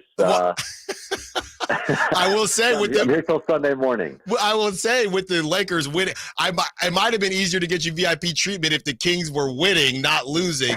Since the Lakers are winning, I don't know, but I'll see what I can do for you, Jovan, and I'll see you tomorrow. Jovan, what did you see from the Lakers last night that you hadn't been seeing? The Lakers, they weren't necessarily setting the world on fire to start the season. They were hot to trot. They beat the Kings second game of the season, and then things kind of tapered off. LeBron gets injured. He has a leave of absence, if you will, then comes back. What did you see from the Lakers' perspective that you hadn't been seeing and how they were able to get that victory? Yeah, so the defense has been trending in a positive direction. And on paper, if you look at this group, this is not a team that you would expect to be good defensively or even league average defensively. Despite having Anthony Davis, the perimeter defense has a lot of holes in it, a lot of minus defenders. But over the last 4 games, it's a extremely small sample size, but over the last 4 games, the Lakers are first in the NBA in defensive rating. They've held their opponents in 3 of those 4 games to 100 points or fewer, including the Kings last night to 100. So the defense has really stepped up. Now, I think the concerning part for the Lakers is that they are 30th in offense over that stretch. So league's best defense, league's worst offense. Yeah. Hell of a combination. And apparently you go 3-1 when you have that combination. But I think for them, they got to figure out the offensive end. And last night, one thing that really stood out was they controlled the possession battle. So if you look at it, they had, I believe, 9 more offensive rebounds than the Kings, +5 advantage in turnovers, +8 at the free throw line, took 13 more shots. So LA did not shoot the ball well. They shot under 41%. But because of their ability to get offensive rebounds, take care of the ball, and get to the free throw line, they were able to manipulate the possessions in their favor. And that, to me, ultimately what swung the game. Talking to Jovan Buha, who covers the Lakers for The Athletic. Jovan, when it comes to the lineups, I know D'Angelo Russell has been in the starting lineup, out of the starting lineup. How many moving pieces have been there? I know we were discussing the same thing with the Kings, who recently inserted Malik Monk. Do you make another move? Is there somebody else? Even DeMar DeRozan's name is getting thrown around. And a lot of these teams, the Thunder, they're going to have the same lineup. These elite teams, they don't have to deal with it. And the Celtics are going to run out the same guys every night. But how flexible and how dynamic has the Lakers lineup been, or starting lineup been, throughout the season? It's been very flexible. And to your point, if you look at their lineup data, they have not had many positive lineups. Kind of ironically, their best lineup among the higher usage lineups has been the original starting lineup, which they went away from after 8 games. And, ultimately, I think that they've been looking for this spot that Max Christie has stepped into in terms of being a perimeter stopper, is maybe an aggressive term, but the perimeter defender who can just play off the ball, do the little things, make open threes, attack closeouts, get out in transition, etc. So they've had a rotating cast. They originally started with the group that finished last season 18-6 of AD, LeBron, Rui, Austin, and D'Lo. They since realized that Austin and D'Lo are a bit duplicative in terms of their skill set, and it's just D'Lo's better off of the bench. So then they tried out Dalton Knecht, they tried out Cam Reddish, and they eventually have settled on Max Christie. So it seems like this is the starting lineup for the foreseeable future. Max is playing at a high level. It's a guy they invested in going back to last offseason. But for now, it seems like things have finally stabilized for them. But they've certainly rotated multiple guys in there as that fifth starter. And I would not be surprised if they ultimately make a trade to try and address that fifth starter spot. So it seems to be that this is the lineup for now, but I wouldn't be surprised if it's different in like a month. Well, Jovan, talking to Jovan Buha here, who covers the Lakers for The Athletic, you lead me to my next question. Look, we know any team with a pulse is connected to Cam Johnson, but who is there a name that you're hearing more than others with the Lakers, or is it still too early for all that? Because we know it's the Cam Johnson, Dorian Finney-Smith, that's everybody. Is there a name or a direction that you think the Lakers are looking to go in?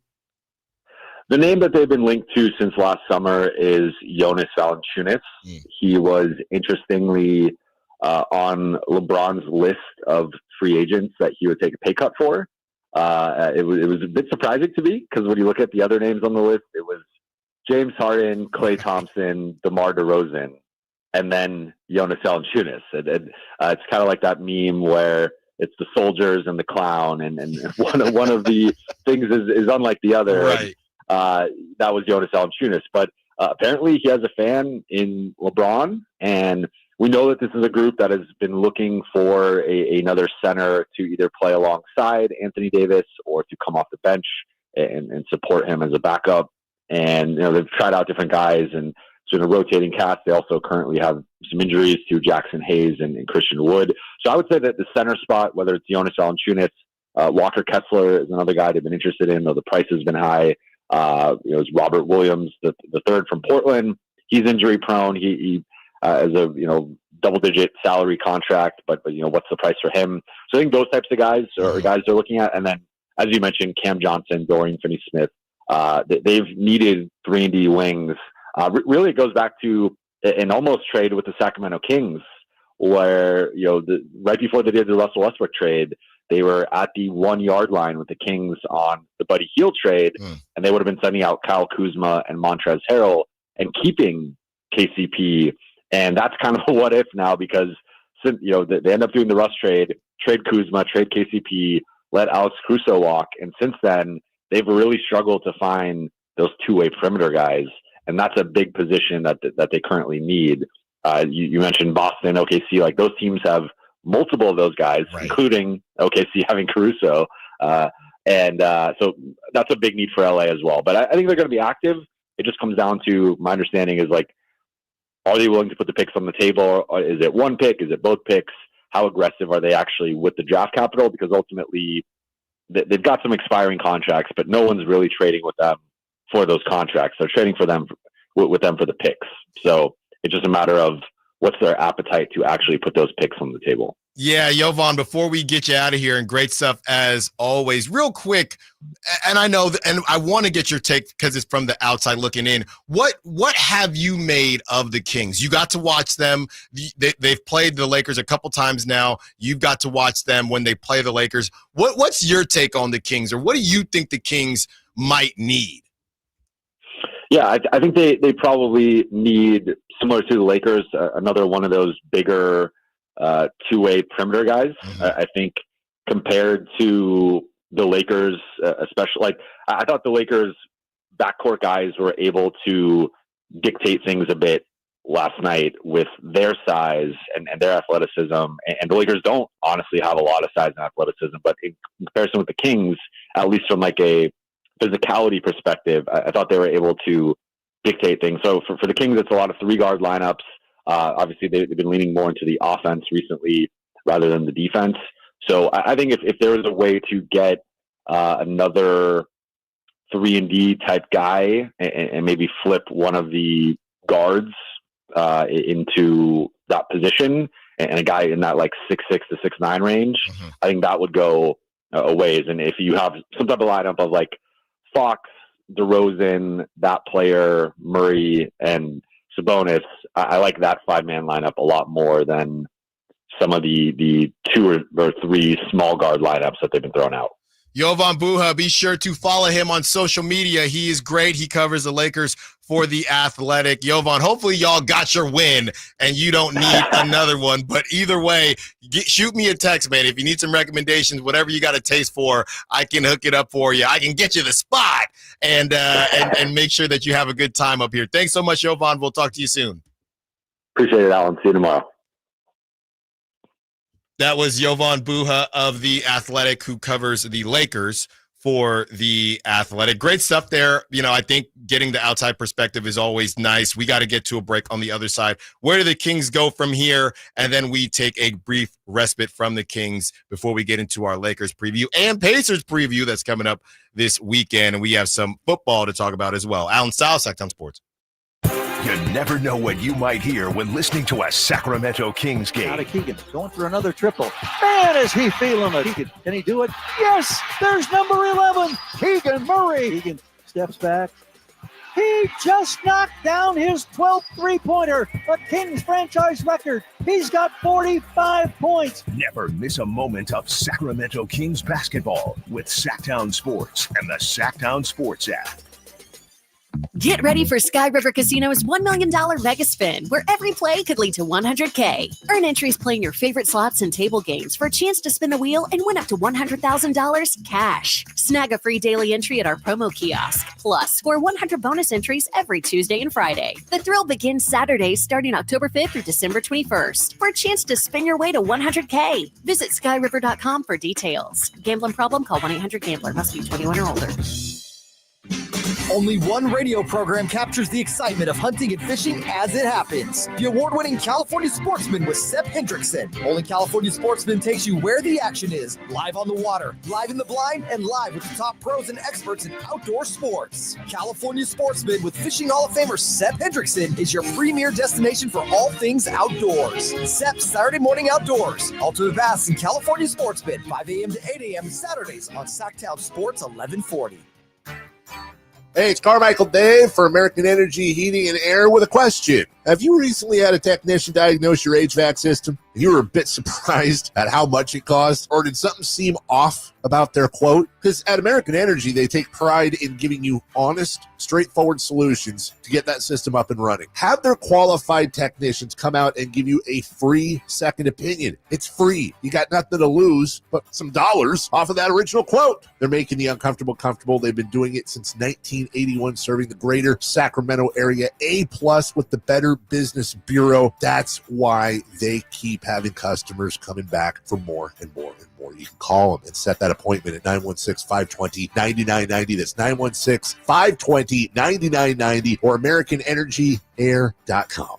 Call 916-520-9990 now. Hey, it's time to open up your calendar app for some incredible live events coming your way. This is the Sacktown Sports Live Events Calendar, bringing you the hottest shows in town.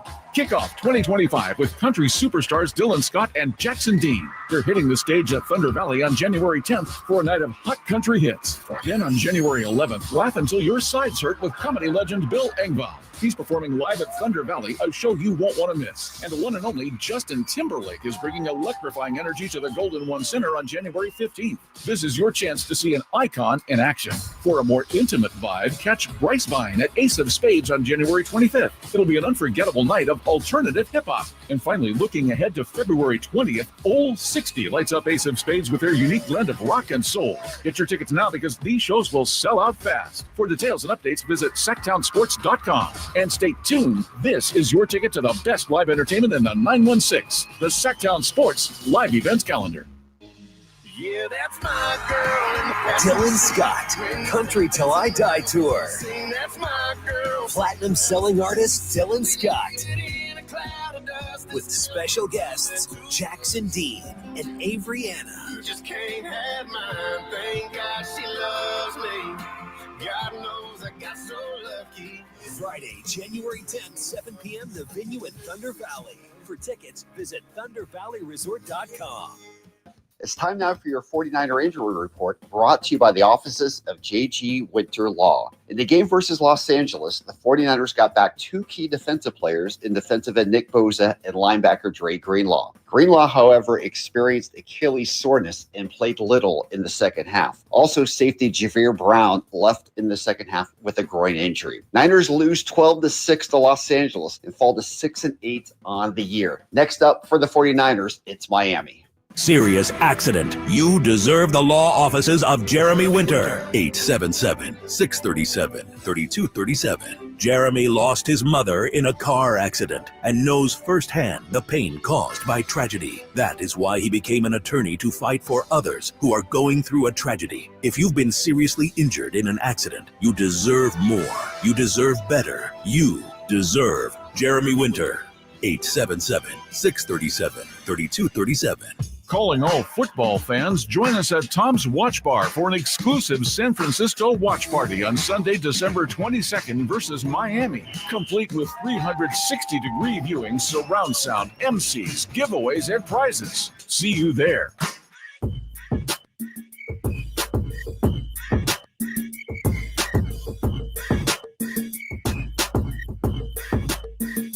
Your home for Kings basketball for over 25 seasons. Sacktown Sports. If you heard that Tom's watch party ad, you're just now joining us, I'll be there.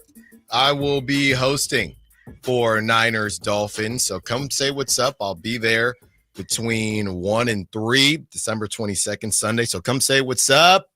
We can hang out, watch the Niners. I do think that's going to be, and I'm not sure where the Dolphins fall at this point. I know that they've struggled with some injuries. I think even though the Niners, I'm about 2 calls away from being the Niners starting running back, I do think that it will be a fun game. I do think it will be an exciting game.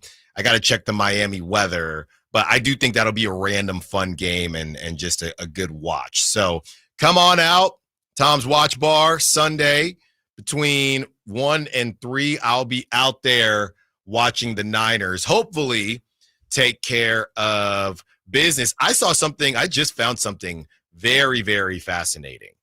And I don't think it's a surprise to anyone. And again, thanks to Jovan Buha, who joined us, who covers the Lakers for The Athletic. Great guy, and he does a great job. I just came across this, and this is from Synergy SST, Todd Whitehead, and he broke down this list, a list of taking the tough assignments, defenders who have spent the most time tightly guarding a high-scoring ball handler this season in total minutes, okay? And he says, what I'm calling a tough assignment is any ball handler as defined by Synergy's offensive roles who's averaging 17 or more points per game this season. It ends up being a mix of tough covers with various sizes and positions. Luka, Tatum, Ja, Dame, Brunson, Book, Fox, hey, shout out Fox, KD, Shea, etc.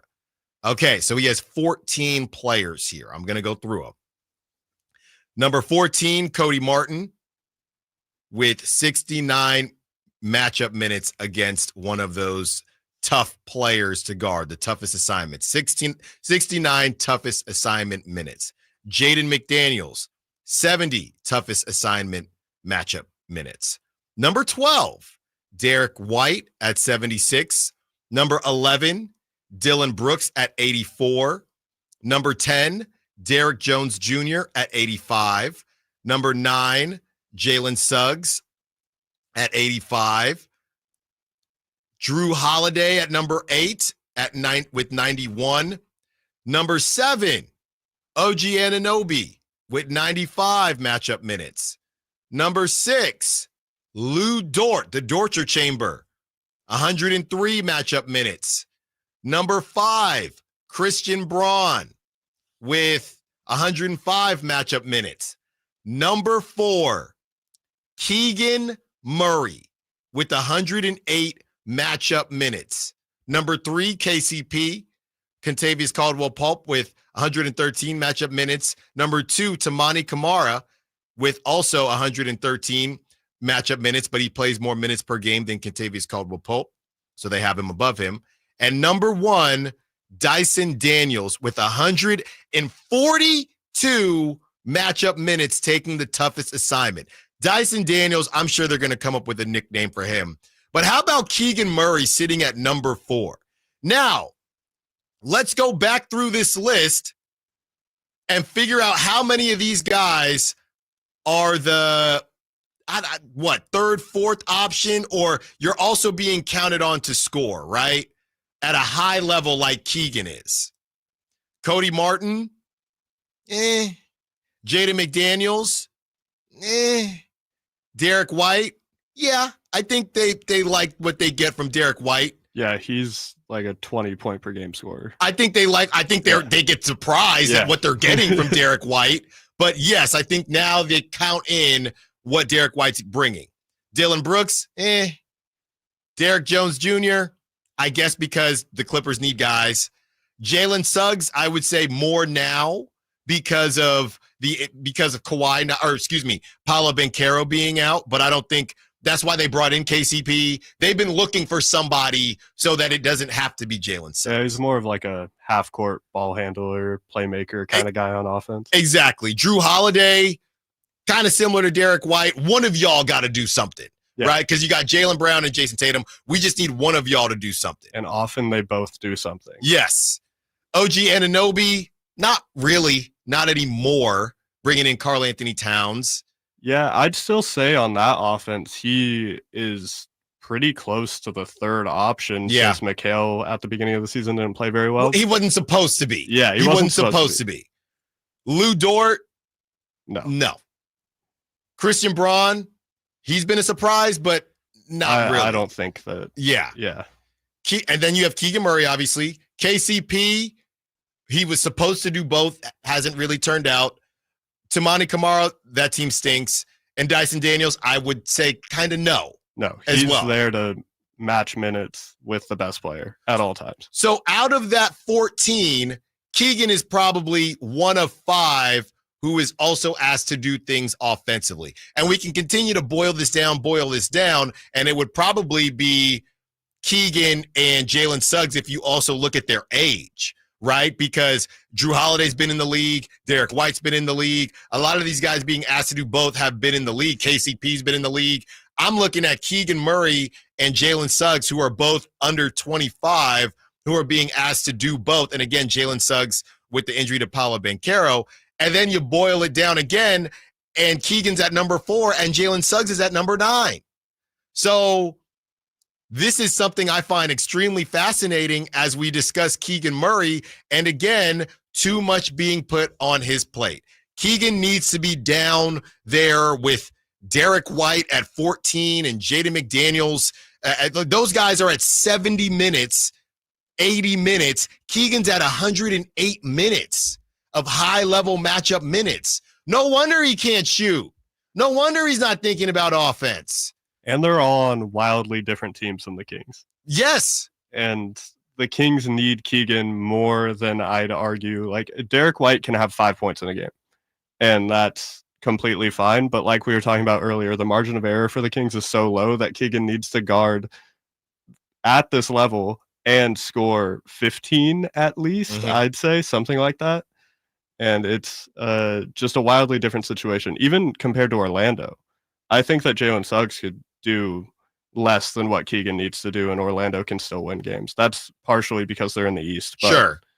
Just in general, they can win games, and Jalen Suggs can just play defense and kind of hide in the corner. Let's hear from Domas when we return. He spoke to the media in the locker room. What does Domas think needs to happen for the Kings to get back on the winning side of things? Allen Stiles, Sacktown Sports. Welcome to TGL, presented by SoFi. Golf's newest league, live on ESPN and ESPN Plus. It's 2 hours of hammer-dropping, overtime, forcing layoffs on the line. Call Tiger, Rory, and more of the best from the PGA Tour, split into 6 teams. Learn more at DGLGolf.com and tune into the inaugural season beginning January 7th. Keep up, it's golf. This is the story of the one who, as a maintenance specialist for a historic high-rise, knows that vintage charm historically needs constant attention. Which is why when it's time to upgrade turn-of-the-century mechanicals, they turn to Grainger. With easy access to 1 million+ products and the scale to deliver when and where you need them. The right tools and supplies are never far away. So the one can keep that vintage building running like new. Call, click Grainger.com, or just stop by. Grainger, for the ones who get it done. You know, when it's all on the line, you need a big-time closer, and that's especially true when it comes to your garage door. And that's why I recommend National Garage Door, 638-4554. Whitey Gleason here for National Garage Door. Whether you're looking to repair an existing door or get a brand new one installed, you need National Garage Door. Family-owned and operated. They've been around since 1974 because service is their number one priority. National Garage Door are the region's BSE, it's broken spring experts. Styles, prices, and quality of the new doors will amaze you. Our garage door was starting to sound kind of, and that's not good. So Kevin from National Garage Door came out. He said patching up the old one was an option, but we're getting a new garage door. We're pretty happy about that. National Garage Door sells quality Rainer branded garage doors. They offer sales, service, and installation on all residential and commercial doors and operators. If you have garage door needs, old ones coming apart, or you're looking to improve your curb appeal, let National Garage Door come through for you in the clutch and be your closer. 638-4554, National Garage Door. Hey, this is Greg Papa. Are you working through a major insurance claim? Sunpoint Public Adjusters can help. Sunpoint prepares, presents, and negotiates your claim with the insurance company, working only for you, making sure you get everything you're entitled to, not what just some adjuster working for an insurance company thinks you should get. Call Sunpoint today at 888-247-7865 or contact us at sunpoint.us. Sunpoint Public Adjusters, the gold standard in public adjusting. License number 2N14884. At Fisher Investments, we may seem like other money managers, but we're different. Are you really that different than the rest of us? We are. As a fiduciary, we always focus on what's best for our clients. What services do you offer besides investing? We have a team of specialists in financial planning, estate planning, and more. Your clients rely on you for all that? Yes, we ensure clients receive unparalleled service at every step of the relationship. Okay, but you still sell commission-based products, right? No, because we believe that's a conflict of interest. We prioritize service over sales goals. So then how do your fees work? We have a simple and transparent fee that's a percentage of our clients' portfolios. So we do better when our clients do better. Wow, we're more different than I thought. At Fisher Investments, we're clearly different.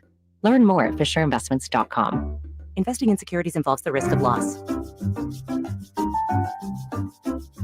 The most wonderful time of the year has officially begun at Fasteners Inc. Tool Outlet in Sacramento. This is the sale you've been dreaming of with holiday hits on every aisle.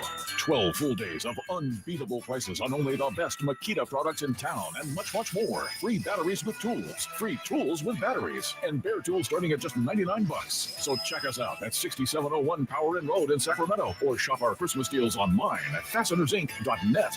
Fasteners Inc. Tool Outlet. Better tools, better prices. KHD KHD1 Sacramento, KYMX HD3 Sacramento, from the Power Business Technology Toshiba Studios. Sacktown Sports, 1140.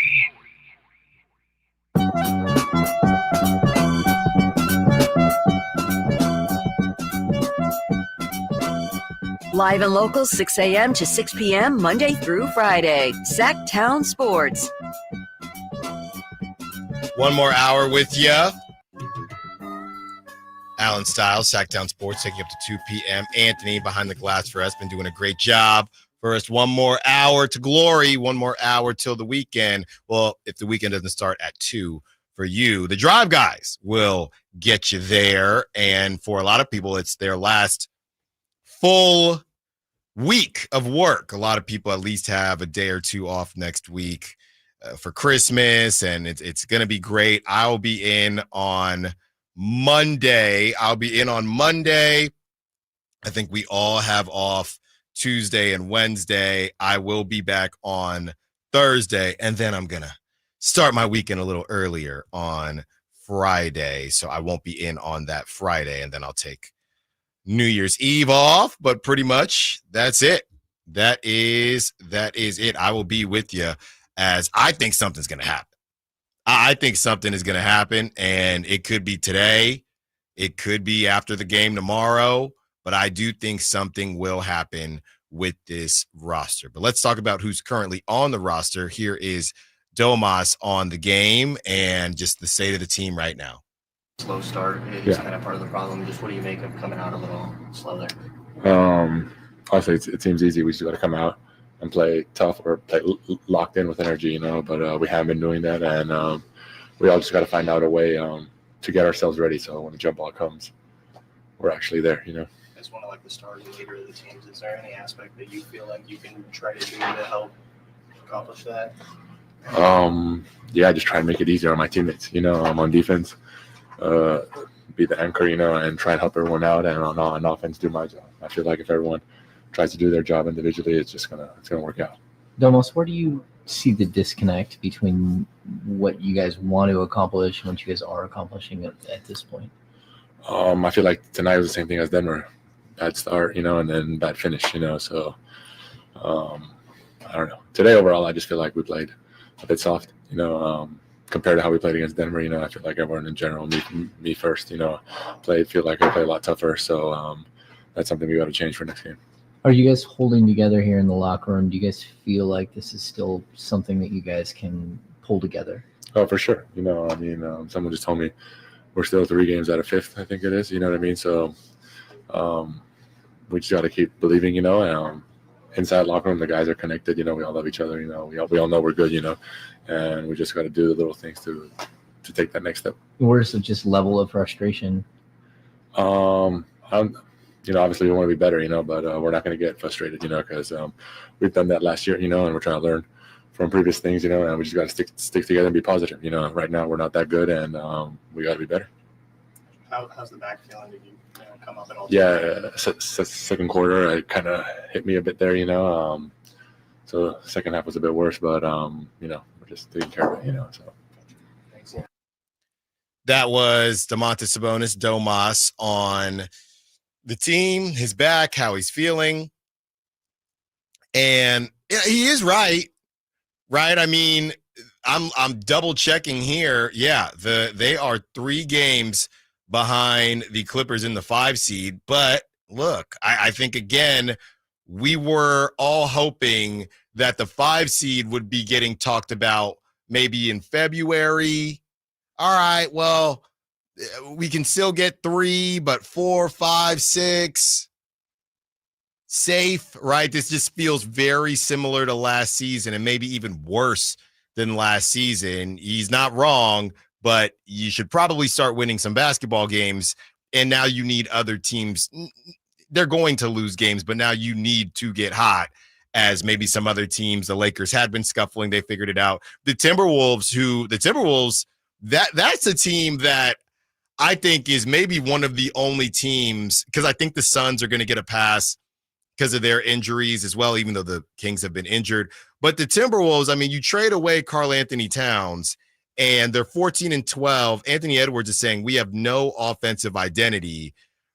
That was a really random move, and I know they saved some money, but the Knicks are the 3 seed in the East at 17-10. Karl Anthony Towns just balled on the Timberwolves. And Karl Anthony Towns, he's going to be honest. He said this game did have a little bit more sauce on it. But I'm looking at the Timberwolves at 14-12. At least they have a winning record, but they're the 8th seed. So you have teams, and again, that's a team that could figure it out. I see reports that the Warriors at 14-12 still looking to make a move after they got the beat down last night against the Grizzlies. The Grizzlies, that 2 seed, man, 19-9. So there's certain teams, and we know the Nuggets have been doing a lot of talking. If I'm looking at teams that could cool off to me based on the fact that they might just not make a move, I haven't heard, doesn't mean it's not going to happen. Haven't heard the Rockets connected to anyone, even though they really need a number 1. I don't know if they're trying to accelerate or they're just trying to see if Jalen Green gets there. As presently constructed, I don't see the Rockets finishing as the 3 seed. The Mavericks have been in talks. I'm worried about the Mavericks. I'm worried about the Grizzlies too. But I'm looking at the Rockets to maybe drop out, and I'm looking at the Clippers. I think the Clippers, I know Ty Lue's a great coach, Norman Powell, James Harden, they've been balling, but the Clippers in that 5 seed, I'm not convinced yet. And the Nuggets, we know that they've been in conversations. So the 2 teams that haven't been connected to anybody, that if they stand pat, I don't believe that they will continue to play this well and could give some space to other teams to take over, the Rockets and the Clippers. Now, that still leaves a lot of teams ahead of the Kings that could make some moves. And we know the Suns just can't stay healthy, and they've never really been able to get help to stay healthy. So there's no real surprise there. The Spurs, I think they're just going to kind of do their thing. And we just talked to Jovan Buha of The Athletic. The Lakers are probably going to just continue to do their thing. So you have some situations there for your Sacramento Kings, and there are some pathways. It's not as bad as the Niners, who we will get to them before the show is over. It's not as bad as the Niners, but you have to start winning games. You got to start winning games. You got to see if you can get right in clutch time. You got to see if you can get to clutch time. You got to see if you're going to dig deep. That's where we're at with the Sacramento Kings. Are you going to dig deep? The 209 says 916-339-1140. One more hour if you want to be a part of the conversation. 209 says, I don't understand why the Kings do not go big and say, okay, Sabonis, you're at the 4, and look for a 5 that is long, athletic, and board. Yeah, I know we've had a lot of conversations about this, and the idea with Domantas Sabonis is having to guard the 4. I'm going to tell you right now, 209, I'm willing to try anything. I would try anything. I know a lot of people are torn on Alex Len and how good he is and how much he can play. And I'm not saying that person is Alex Len, as Jovan Buha said that the Lakers are interested in Jonas Valanciunas, or they're interested in a big. But, the connection that Sabonis and Valanciunas have, I'm trying anything right now. Like I said, I would start a whole new starting 5. I do not care right now. So I have long kind of been on that side of the argument as far as, do you really want Domas guarding 4? I don't care. They switch everything anyway at this point. It's not working. It's not working. Have there been reports that Valanciunas is actively available? Because I feel like the Wizards just kind of exist. Yeah, they're like the Pelicans. You don't really know who is available, but Valanciunas, there have been things that have come out, nothing crazy, but there have been reports that, because it makes no sense, right? He doesn't really fit their timeline. But he was also a sought-after free agent. Like, when he signed with the Wizards, no one knew why. Yeah. He could have gone anywhere. He's a valuable piece on most teams. He's not amazing, but he's definitely valuable there's a lot of teams that need a center. New York was a big destination for him, and he still chose Washington. So I just don't know what's going on with that situation at all, whether Washington wants him or if the whole plan was to get the good contract there. Then he didn't even get that great of a contract. I think New York still could have paid him. So I don't really know what's going on with that situation. Yeah, I know that Brett Siegel reported that the Warriors were interested in Jonas Valanciunas, another team that needs a big. And I think these teams are just thinking, all right, Washington, we know that this doesn't fit. So whether they say it or not, whether it's being reported or not, there's no need for Washington to hold on to Jonas Valanciunas. I'm trying to double check how old he is now, and he's no spring chicken. I know that. Valanciunas is 32, so he's not 35. He's not Brook Lopez, but at 32, you would think, hey, why he signed? I don't have an answer for you as to why he signed to the Wizards, but I do think that the Wizards will move off of him. That whatever they're trying out there, the jacuzzi and pool boy thing with Kyle Kuzma and Jordan Poole, it ain't working. They already have their top pick from this past draft. They could even capture the flag. They've been so bad and get Cooper flags. So I think they're going to be on their OKC grind and just try to build from the ground up. Yeah, I agree. But as you guys were talking about during the roundtable, if OKC wants anyone, they can outbid anyone. Yeah, luckily they don't need it. They don't need a big, and I don't think they need another wing. I don't think they need Cam Johnson. Right? I think for the price that Cam Johnson is going to cost at this point, I don't think they need Cam Johnson, but there are enough teams interested in Cam Johnson. Doesn't really matter if OKC is interested. I will say this though, OKC definitely, as far as Cam Johnson is concerned, that combination of Lou Dort and Alex Caruso, when you play that together, that offense is not pretty.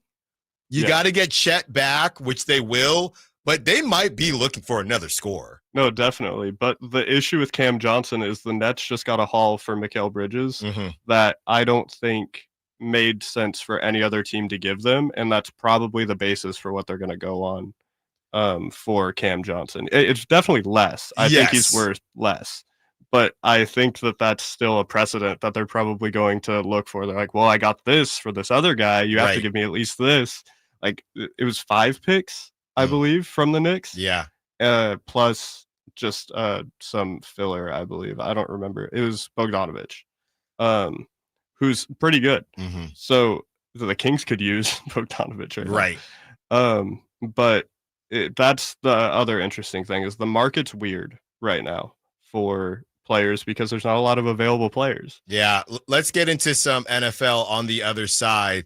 The Kings aren't dead yet, and neither are the Niners. Let's talk about their path to the playoffs. And Niners Dolphins, like I said, come kick it with me at Tom's Watch Bar. Then we get into the Kings-Lakers preview again, part 2, and Kings-Pacers, Tyrese Halliburton. This could be terrible. If you get a combination of Dalton Knecht going off and then Tyrese Halliburton, oh my goodness. Or maybe that's what the Kings need to force the hand. Who knows? Allen Stiles, Sacktown Sports. You never know what you might hear when listening to a Sacramento Kings game. Out of Keegan, going for another triple. Man, is he feeling it. Keegan, can he do it? Yes, there's number 11, Keegan Murray. Keegan steps back. He just knocked down his 12th three-pointer, a Kings franchise record. He's got 45 points. Never miss a moment of Sacramento Kings basketball with Sacktown Sports and the Sacktown Sports app. Quiet down, here she comes. Surprise! Your accountant just emailed to say your quarterly taxes are way higher than you were expecting. At Progressive, we know small business owners don't usually like surprises because they cost you money. But a good surprise that could save you money? Getting discounts with a commercial auto quote from Progressive. Also, your favorite employee is leaving. They're going to pursue their dream of being a veterinarian.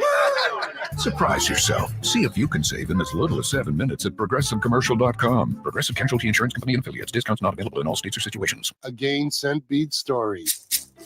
Jim was at the laundromat when he heard his ear said, "Maraca, senor," but his nose said, "Hey, freshest scent ever." Following his nose, Jim found a man pouring a bottle of Gain Scent Beads into the washer. The scent, the freshness. Jim blurted, "Sir, your scent Maraca smell amazing."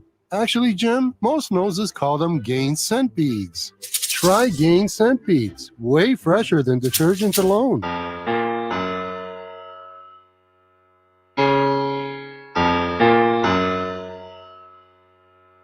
Your home for Kings basketball for over 25 seasons. Sacktown Sports.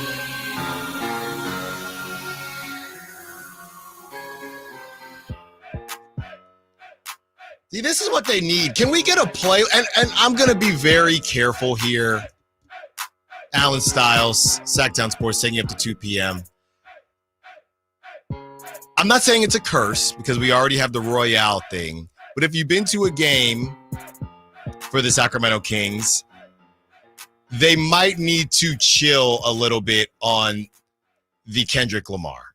And we know they're nothing like us. They're not like us. Everybody's excited. DeMar DeRozan was there. And I'm being honest with you, Anthony. I watched. I don't believe, and this is going to sound insane, I don't believe I saw DeMar DeRozan make a shot while Kendrick was playing during the game. He bricked every shot. Every shot. I think it's a little much. I think it's I don't want to say pick me, but I think it's a little overdone. I think we need to act cool. Hey, there's my friend over there. And your friend is, hey, what's up? I think we need to act like we've been there before, even if we haven't. Definitely. I think it's a little much on the Kendrick Lamar. I mean, it's every other song. Golly. We got to ask DeMar about it. What does he think? How do we ask that question? What do you think about the fact that they keep playing Kendrick Lamar just because you were in the music video for 5 seconds? They've probably ruined DeMar's ability to listen to Kendrick. I wouldn't doubt that at all. It's so much. And their friends is the other part. It's so much. Yeah. It's a lot. And the album didn't help. Now there's the album. So now there's more Kendrick. I'm not blaming I'm not blaming the losses on Kendrick, but you might need to just turn it down a little bit. It's every song on the album. It's a lot, man. It is. It's a lot. I agree with you. They need to chill a little bit. I hear it while I'm in the station, while G-Man's talking. Hear it every time. It's a lot. That's not why they're losing, but it's a lot. It's a lot, all right? I'm glad because just turn up a little bit. What would you play? Or go completely different and just chill out. I don't know. I think this team is too chill. I would go, a little we ready. Yeah, I would go something classic. I don't know.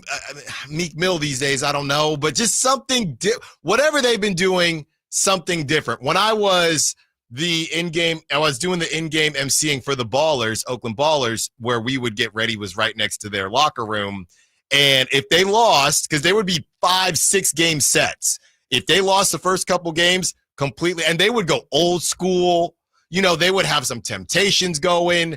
I think whatever they're doing, whether it's in the arena or in the locker room, different music. If you normally put your socks on left foot, then right foot, put them on right foot, then left foot. New shoes, and not De'Aaron. If you got a new colorway coming out, how about another colorway? Something. It was less Kendrick. I'm sorry. I'm with you. I agree. I think that they need to change something. Anything different. Henry Turner actually said a very similar thing. They played Sweet Caroline at one point, and he's like, we need something else. We need to play. He said if they played Blow the Whistle, then maybe we played better. Something to get these guys going. All right, let's see if the Niners can get going. Here is their path. This is from Matt Barrows. Here is their path to win the division. The 49ers must win out, obviously. The Seahawks and Rams must lose their next 2 games, then tie each other in their finale, because neither team, they can't win. Cardinals must lose/tie to the 3-11 Panthers at home on Sunday.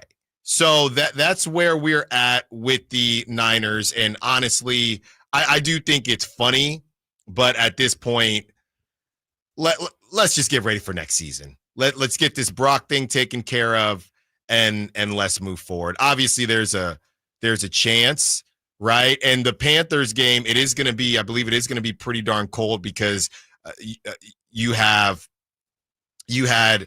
Kyler Murray joking about it. It's going to be in the 30s, something like that. But that all is not going to happen. If it does happen, maybe they're a team of destiny. But I think we'll keep an eye on it, a checklist. First of all, the Niners have to beat the Dolphins. But I think that this one is cooked. I think it's cooked. Yeah, it's been a rough season the whole time. I think everyone's kind of defeated at this point. There's a lot of opinions that I don't. What more is there to say? Like, it's football. The window for championships close so fast, and teams change so much season after season without even making that many changes to the actual roster. Yeah, it's just the nature of football. And at this point, I think most Niners fans have accepted that this season's over, and we just need to get it over with and figure out what we're doing with all of our contracts. Yeah, it's tough, man. And they had a chance early on. Obviously, they had a great roster, but just little by little, it's not even death by 1,000 cuts, because I would say Ayuk was a gash. McCaffrey was another gash. So, I mean, it just pretty early on, they were going to have to overcome some things to the point where you don't even remember everything that they had to overcome. I mean, if you made that list of those guys, Greenlaw had been out, Ricky Pearsall got shot. All right, that's just the 4 things right there. And then you had Debo missing time, Kittle missing time, and so on and so forth, with Fred Warner is playing with a broken ankle, a broken foot. Bosa and his hip situation. Sometimes it's just not your year, and that's why this is exactly what history has told us. You don't win that Super Bowl. I mean, what is it? Only 5 teams in the history of the NFL have gone back-to-back as far as going back to the Super Bowl after losing it. It just doesn't happen very often.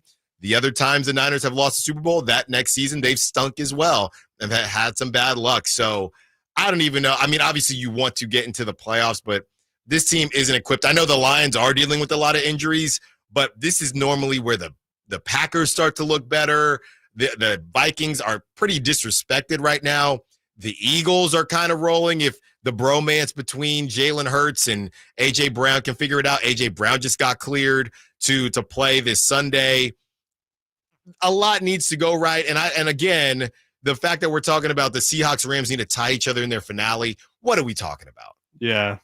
I understand it's possible, tough. but what are we talking about? It is what it is. Just lick your wounds and do what you need to do and move on from there. All right, let's get to Kings versus Lakers part 2 and what the Kings are going to be able to do moving forward. And then we'll talk a little bit of Kings Pacers as your boy Tyrese Halliburton is on the way back. Allen Stiles, Sacktown Sports. The only place you'll find Kevin Herter is Sacktown Sports. Herter's open, steps into 3. He's got the triple. Hey, Sacramento, it's Kevin Herter, and you're listening to the home of the Sacramento Kings, Sacktown Sports. Your local sports leader. I love spreading joy with gifts this time of year, but I try not to spread my budget too thin. Luckily, Kohl's has come through for me once again.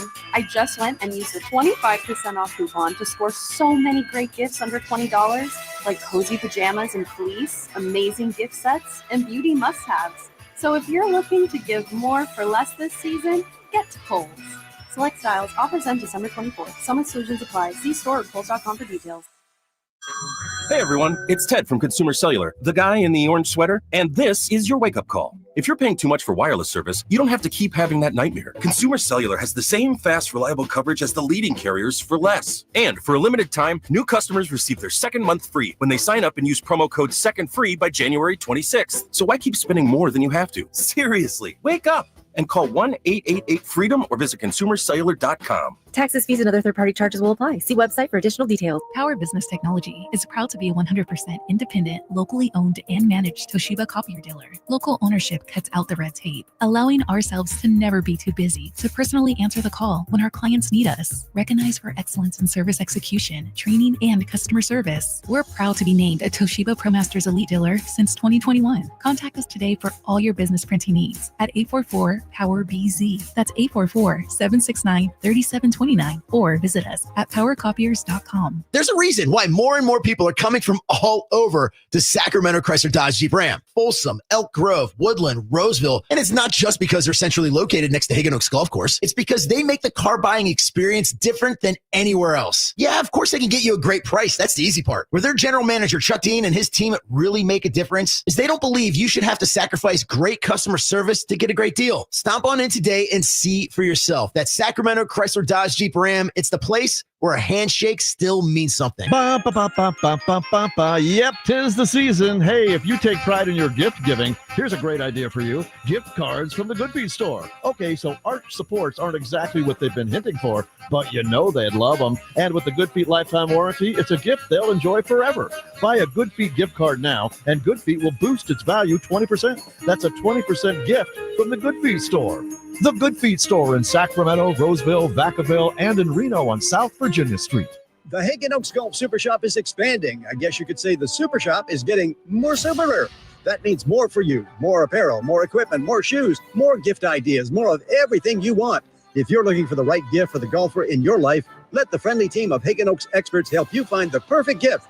From golf bags to golf balls, from golf pants to golf shirts, from rain gear to golf gloves, Hagan Oaks has it all. And much is on sale. Visit the Hagan Oaks Golf Super Rare Shop, Fulton Avenue at Business 80, or find us at haganoaks.com.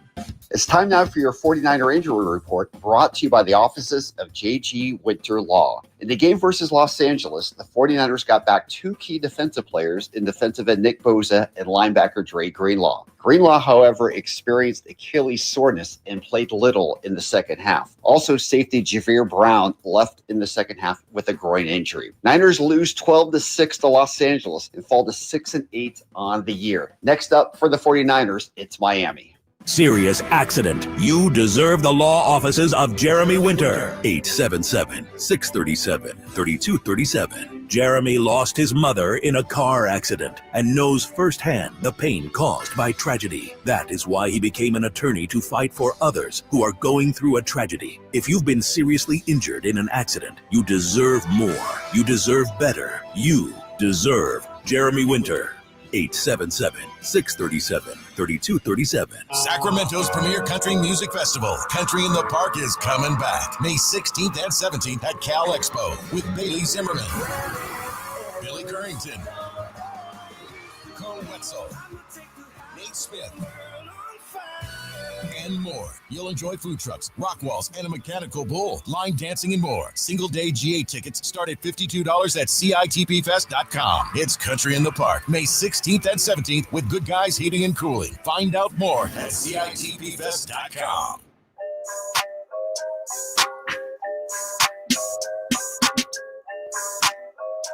Live and local, 6 a.m. to 6 p.m., Monday through Friday. Sacktown Sports.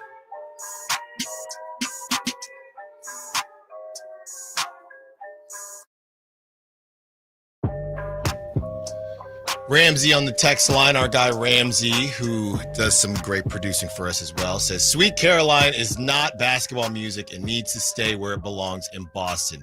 Yeah, that was random. I was kind of thrown off by that, but, people were singing along. I think that was pretty early in the game before things went a bit left. And was that more Kendrick, Anthony?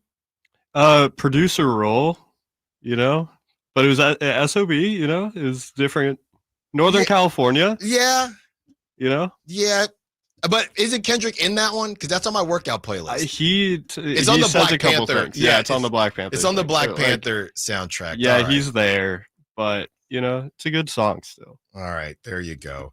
Okay. Maybe I'm part of the problem. Yeah, I think you are. I think we've definitely nailed that one. Let's see if the Kings can nail a W. As we discussed, not much has changed with the Lakers. Their offensive rating, 15th there. The defensive rating, 21st. And what's crazy is talking to Jovan Buha, who covers the Lakers for The Athletic. We talked to him about an hour ago. He didn't even think the Lakers played well. He said they did not shoot well. They had no business not just winning the game. They had no business never sweating in the game. They never even sweat in the game. It's just crazy stuff. Yeah, there was minutes where LeBron was out and the lead stayed the same. And the Kings couldn't do anything. Nothing. And I'm looking here because I thought the word on the street, no, they're definitely not. Somebody had said that LeBron might have been on a minutes restriction. He played 34, so that didn't end up being the case. But, yeah, you look at what happened last game, and if you're the Lakers, you shot 36%, which isn't terrible. But they think that they can be better 40% from the field. D'Angelo Russell, I don't know how D'Angelo Russell scored 16. So now let's flip this, right? And the Kings never lost to the Lakers last season, and now they haven't beat the Lakers. So what is the biggest difference here? They say they want to play faster.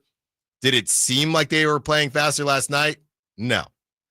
It was, and also Lakers aren't starting D'Angelo Russell. I do think that helps. D'Angelo Russell, that kind of change of pace guy, too cool for school. D'Angelo Russell had a pretty good game. I mean, I don't think the Lakers, the way that they've been playing lately, have typically been getting Austin Reeves over 20 points, D'Angelo Russell 16 points, and then 12 point from Gabe Vincent, whatever. Maybe you get that from Dalton Connect on a given night, but getting 16 from D'Angelo Russell and getting 25 from Austin Reeves, that's the problem to me.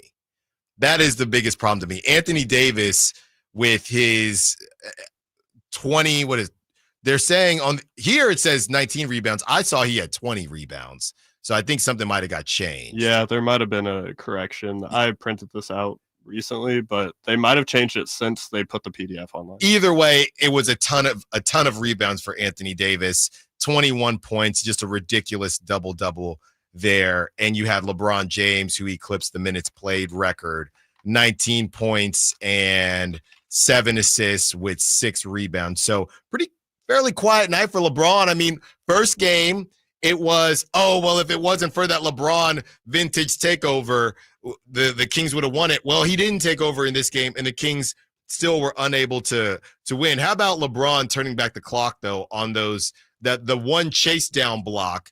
Then he almost had another one. Yeah. So he can still do it in spurts, man. And it was a huge blow to momentum for the Kings as well. Immediately after he scored, on the way back, I believe Gabe Vincent drew a charge. Yes, so he did. Malik didn't know what to do, and he just ran right into Gabe Vincent. And we all knew what that charge call was going to be. And at least we knew it wasn't going to be a block. Even if it was questionable, the refs have been honest. You know, they're human. They'll ride momentum. And that was a terrible, terrible, terrible sequence for the Kings, but they had a couple of them. They had a couple of them, and going back to what the Kings did or didn't do off the bench, I mean, you get to that garbage time, and you had Isaac Jones, who played more than garbage time, but you have the Kings with 17 bench points. 17 bench points. That's just not going to get it done. D'Angelo Russell had 16 by himself. Don Connect only had 2. That's 18. And then you had Gabe Vincent with 12. We're seeing the same thing over and over again. And maybe there is an argument from somebody out there saying, well, if you play the bench more, they would do more. Maybe.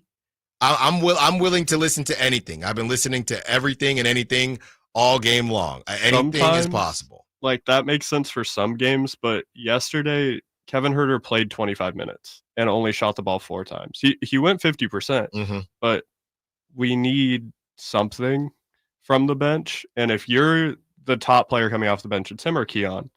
I would say we need something. Please put the ball up. Like, just be active. They're just not aggressive. And I know Keon is the darling, and you got to watch what you say, and I'm not putting it on Keon, but when I say everybody needs to be better, everybody needs to be better. Those moments where De'Aaron Fox had to come out, what was it, in the third or to start the fourth when he got those 5 fouls, I thought, okay, Keon might do something here. And it was it's just between Keon and Kevin, it's just anybody can facilitate anybody can continue passing the basketball. At this point, I don't know that Mike Brown would necessarily mind if Kevin just go ahead and take a bad shot. Show some aggressiveness, right? I know that's not how their offense normally goes, but they haven't been doing their thing. I mean, it's something that you get taught in high school. Just be a threat. Yeah. They'll have to guard you if you look at the basket. Just try and do something. 4 shots for both of them is not a good look. They are obviously looking to pass. And it's so tough when every one of the Kings' opponents knows the people who are trying to score. It's Malik, it's Fox, it's DeMar. Like, Sabonis sometimes isn't even looking to score. They're more looking to passing lanes on that, which is totally okay. But everyone needs to just do a pump fake. Yep. Shoot it sometimes. Shoot a bad shot sometimes. That's totally fine. I just don't want to see one player shoot a bunch of bad shots. Yeah. The last time, especially as fans, when is the last time you remember thinking, what a terrible, not how the shot ended up, but a bad decision? I'm not encouraging the Kings to make bad decisions, but I am encouraging more aggressiveness, right? When is the last time you thought, oh, that was a real aggressive move by Keon there? Non-starters. Oh, that was a real aggressive move by Kevin. Maybe you keep moving it around. No, that's the problem. They keep moving it around. You have to show that you're a threat. That gives everybody else more movement, right, and more flexibility. The 209 says, what's up, guys? Don't know Sabonis and what his contract is worth. Is it worth trading him for a legit center and maybe a journeyman 4? 209, I don't know if you're placating to what I said last week, but in my opinion, that goes back to what I said when I said it at the media table and nobody wanted to hear it, when I simply asked the question. You know, all I do is ask questions. Would this team be better if you removed Sabonis and added Jonas Valanciunas? I think it was Sabonis and Keegan Murray for Jonas Valanciunas and Kyle Kuzma. And I wasn't saying that is true. I was simply asking the question because I do think the team would be more traditional, which would lead to maybe De'Aaron being pushed more so into that high usage category and just a more traditional offense. I'm not saying I would do it, but that's what 209 is kind of asking here. And I do think that everything is on the table right now because it's not working. I think that every Rubik's Cube outcome is being looked at right now by Monty McNair. I don't know what is being looked at as closely as other things, right? We know that it's number one, Kevin Huerter and Trey Lyles and draft capital. That's number one. I don't really know what number 2, 3, and 4 are. Are they having conversations about De'Aaron Fox based on what he said and keeping Keegan Murray? I have no clue. Is Sabonis in those conversations? Just to let you know, 209, if you want to fire up the old trade machine, Domantas Sabonis makes $40 million this season. Next season, he makes $43. The next season after that, when he turns 30, he makes $46 million. And after that, at 31 in 2027, 2028, he makes $49.9 million. So there you have it. If you want to play with some trade generators, and off the top of my head, I don't know if that works for Valanciunas and Kyle Kuzma. I'm not saying to do it, but that's off the top of my head, something that you could cook up there. Would they be better? I don't know. I think they'd be different. I think they would be very different. I think you would, again, in a perfect world, you'd be able to hang on to Keegan in that move because Keegan's not making a ton of money, but if you were able to, hey, do you want to give up more draft capital? Hang on to Keegan. It's more about changing the offense and the identity of the team. You get Valanciunas in there, more traditional guy. You are able to keep Keegan, add Kuzma. That's obviously what you would want to do if the Wizards would allow it, but you're probably going to have to give up a pick. So I think that there is a world where you could live there as well, 209. We have one more segment with you. We have some prop talk to get to. It's going to be for the Niners because the Kings don't play until tomorrow. I don't, maybe they're available yet. We can check, but we'll for sure have some Niners for you. We're talking Kings. We got dogs for the Kings and Lakers, dogs for Kings, Pacers, and our predictions on those games as well. Allen Stiles, Sacktown Sports. On the move? Got somewhere to be? Take Sacramento Kings basketball with you. The Sacktown Sports app will let you stay connected to your passion. Never miss a moment of Sacramento Kings basketball with the Sacktown Sports app. Whitey here reminding you that not all grills are created equal. Give your family a real treat. Bring out all the flavors of the upcoming holidays with the amazing Napoleon Prestige line of outdoor cookers. And get this, Napoleon Grill's Black Friday Cyber Mondays include a limited time $300 off their top-selling Phantom Grill and 15% off all gas, kettle, and travel grills. Napoleon Grills are built different, built better, built to last. Complete with a lifetime warranty and premium steel that boasts absolute quality. Whitey and Napoleon Grills wish you happy holidays. Visit Green Acres Nursery today for your best selection of Napoleon Grills and accessories. Get year-end pricing during Happy Holidays at Folsom Lake Honda, your one-stop Honda shop. Folsom Lake Honda is your one-stop Honda shop for great pricing on our entire selection of new CRVs, HRVs, Ridgeline Civics, and Accords. Plus, with low finance and lease options, now's the time to buy. Hurry in and save during Happy Honda Days at Folsom Lake Honda, or go to folsomlakehonda.com. Folsom Lake Honda, yeah, your one-stop Honda shop. This year, American farmers will harvest 2.8 billion bushels of wheat and 15.1 billion bushels of corn. And to this day, American road workers have built 4.2 million miles of roads and counting. We're proud that John Deere machines rolling off the line here in the USA play a part in supporting Americans who work the land and build a better tomorrow. Nothing runs like a Deere. Learn more at johndeere.com/manufacturing. Old Spice Swagger Holiday Pack, perfect for a gift to treat yourself. 24/7 holiday freshness with daily use can smell your bestest. I'm gonna be smelling great all season. Old Spice scents just can't be beaten. Chock full of value, saving that green. Got the essentials needed to feel clean. Deodorant, hair, body wash, and spray. Celebrate your holiday the Old Spice way. Ho, ho, ho, Ho, ho, ho, ho, ho. It's Capital Casino, Sacramento's #1 poker room. And guess what? Primetime football is back. Capital Casino is giving away $500 per game in high hand bonuses for every Sunday, Monday, and Thursday night primetime game.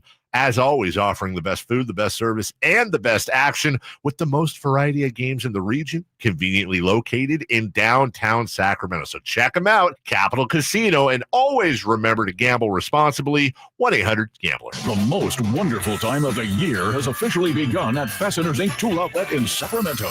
This is the sale you've been dreaming of, with holiday hits on every aisle. 12 full days of unbeatable prices on only the best Makita products in town, and much, much more. Free batteries with tools, free tools with batteries, and bare tools starting at just $99. So check us out at 6701 Power Inn Road in Sacramento, or shop our Christmas deals online at fastenersinc.net. Fasteners Inc. Tool Outlet. Better tools, better prices. Okay, I have to tell you, I was just looking on eBay where I go for all kinds of things I love, and there it was. That hologram trading card.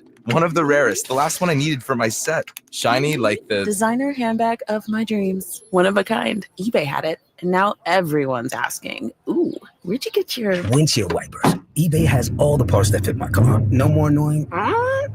Just beautiful. Whatever you love, find it on eBay. eBay. Things people love. If you love to travel, Capital One has a rewards credit card that's perfect for you. With Venture X, earn unlimited double miles on everything you buy and turn everyday purchases into extraordinary trips. Plus, receive premium travel benefits like access to over 1,300 airport lounges where you just check in and chill out. Open up a world of possibilities with Capital One. What's in your wallet? Terms apply. Lounge access is subject to change. See CapitalOne.com for details. It's the year-end event right now at Folsom Lake Kia with huge year-end savings, low finance rates, and zero-down deals with approved credit. Come see my friends at Folsom Lake Kia and tell them DC sent you. FolsomLakeKia.com.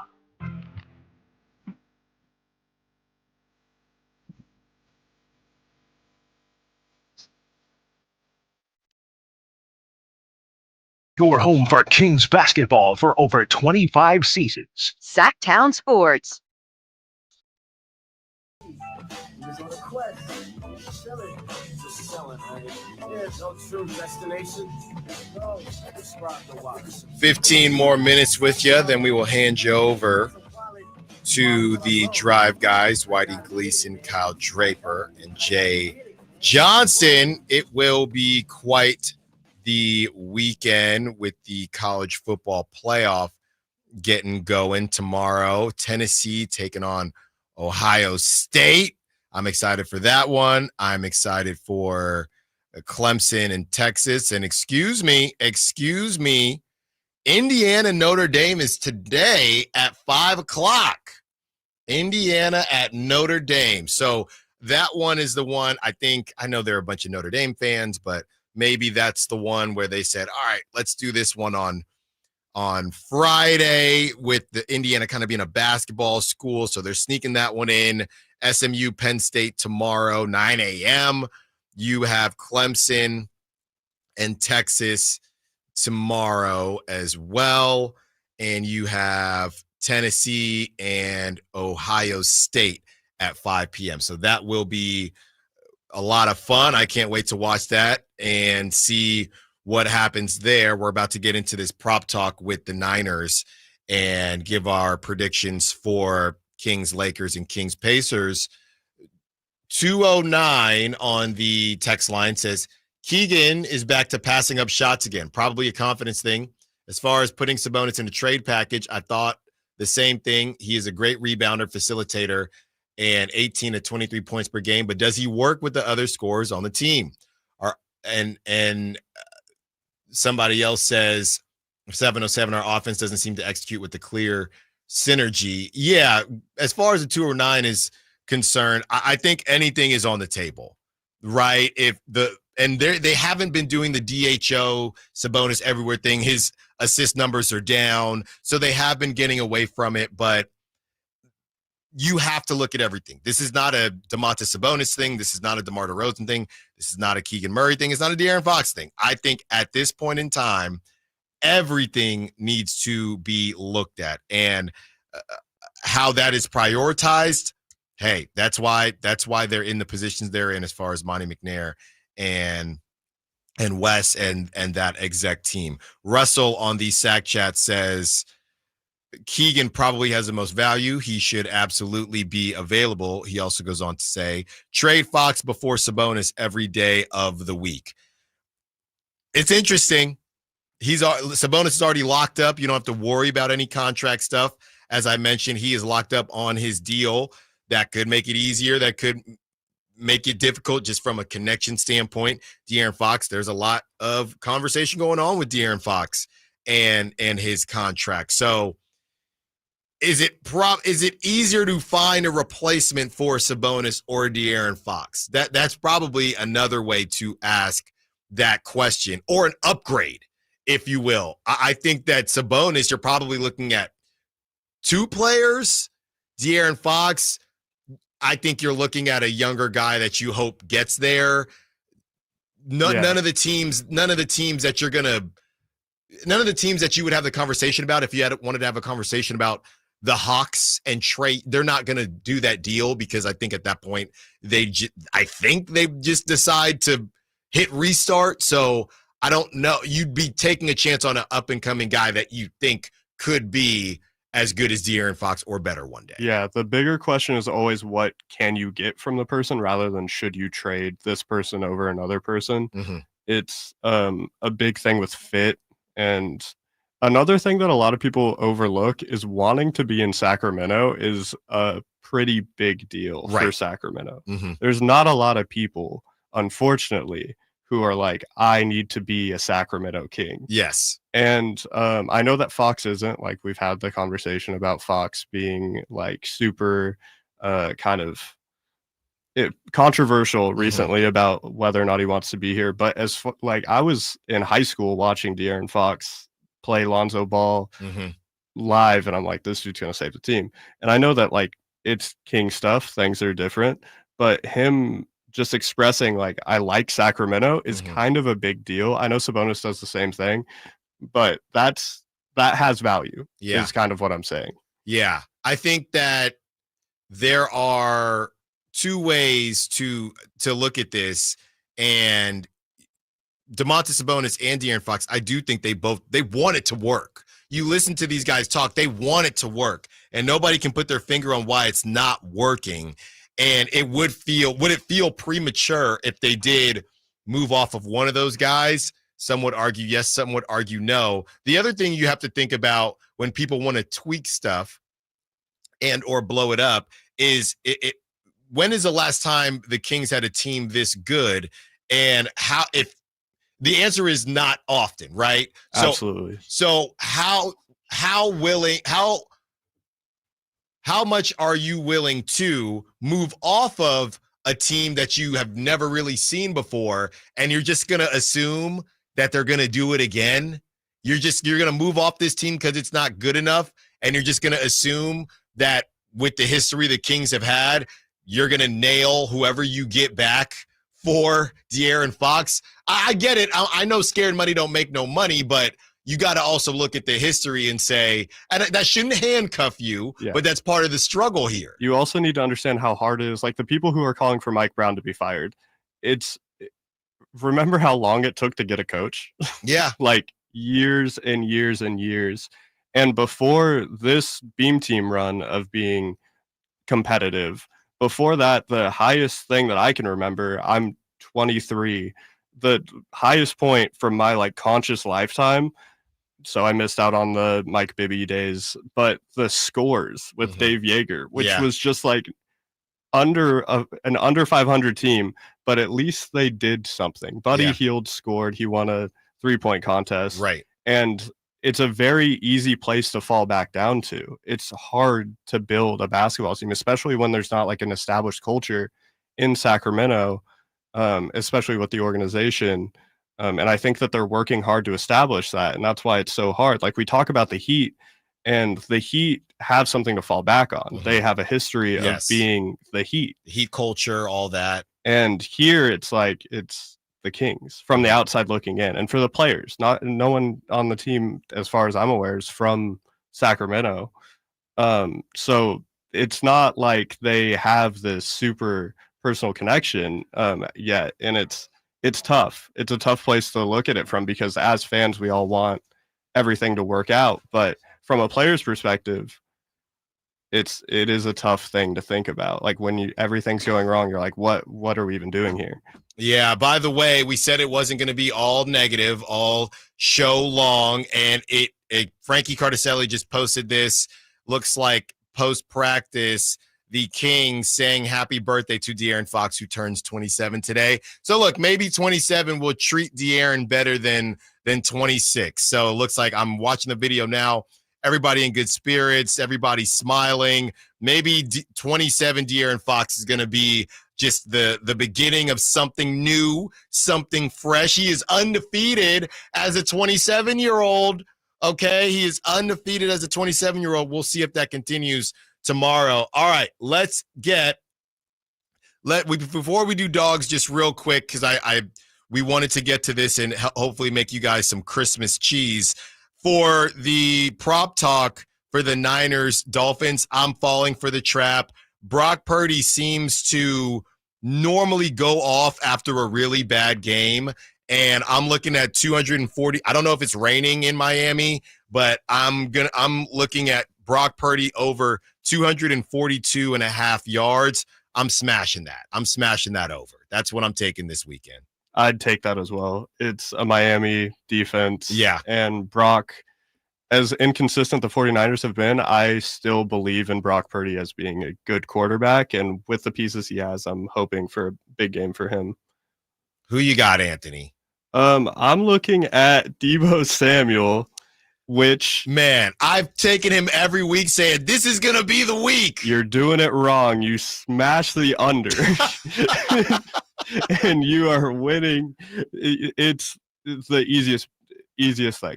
Okay. I'm taking the under. I'm every seeing 41.5. Yep, I'm taking the under. He's a decoy. He's been horrible post the injury. I hope he does well as a Niners fan. Right. But I think you play the numbers. I'm taking the under. 41.5. Man, how the mighty have fallen. All right, let's get to dog segment. Who let the dogs out? We got to go quick here, so we're going to combine dogs with our predictions. I do think the Kings get on the right side of things. I think they're going to beat the Lakers. Honestly, I don't know what's going to happen against the Pacers, but I do think it's going to be an offensive explosion. I think they're going to get the Pacers as well. De'Aaron Fox is 27 now, so for my dog for tomorrow night's game, I am taking DeMar DeRozan. He did not play well against the Lakers. We know Jovan Buha, who joined us earlier in the show, said he was on LeBron's list that he would take a pay cut for. There was a list. DeMar DeRozan was on it. The Lakers still didn't go after him. Maybe he had some butterflies against the Lakers coming to Sacramento. I think he gets rid of those butterflies. I have DeMar DeRozan as my dog against the Lakers. I also have the Kings winning, of course, and against the Pacers, it's going to be De'Aaron Fox. Tyrese Halliburton, De'Aaron Fox is going to be my dog for that game. Who are your two and Kings win? Who are your dogs, Anthony? I'm picking De'Aaron for the Lakers game. I think that just had a birthday. He's probably hearing the outside noise. I'm hopeful that he takes that in and he gets angry. Get angry with Sacramento. Make up a reason to be angry and play like you're angry. And I'm hoping that that's there. I mean, playing the Lakers, it should mean something to him, longtime King. Then for, I think I have it switched with you. I'll put DeMar for against Indiana. I don't see him having a lot of bad games in a row. There you go. All right. Thank you to Anthony. Did a great job. Thank you all to callers, texters, sack chatters. Thank you to Jovan Buha of The Athletic. We will talk to you on Monday. Drive Guys coming up next. Whitey Gleason, Kyle Draper, Jay Johnson. Until Monday, secure the bag, light the beam. On the move? Got somewhere to be? Take Sacramento Kings basketball with you. The Sacktown Sports app will let you stay connected to your passion. Never miss a moment of Sacramento Kings basketball with the Sacktown Sports app. When your little one has a cold with a fever, try new DayQuil Kids Cold and Cough Plus Fever. It's the daytime coughing, aching, sore throat fever just for kids medicine. DayQuil Kids Cold and Cough Plus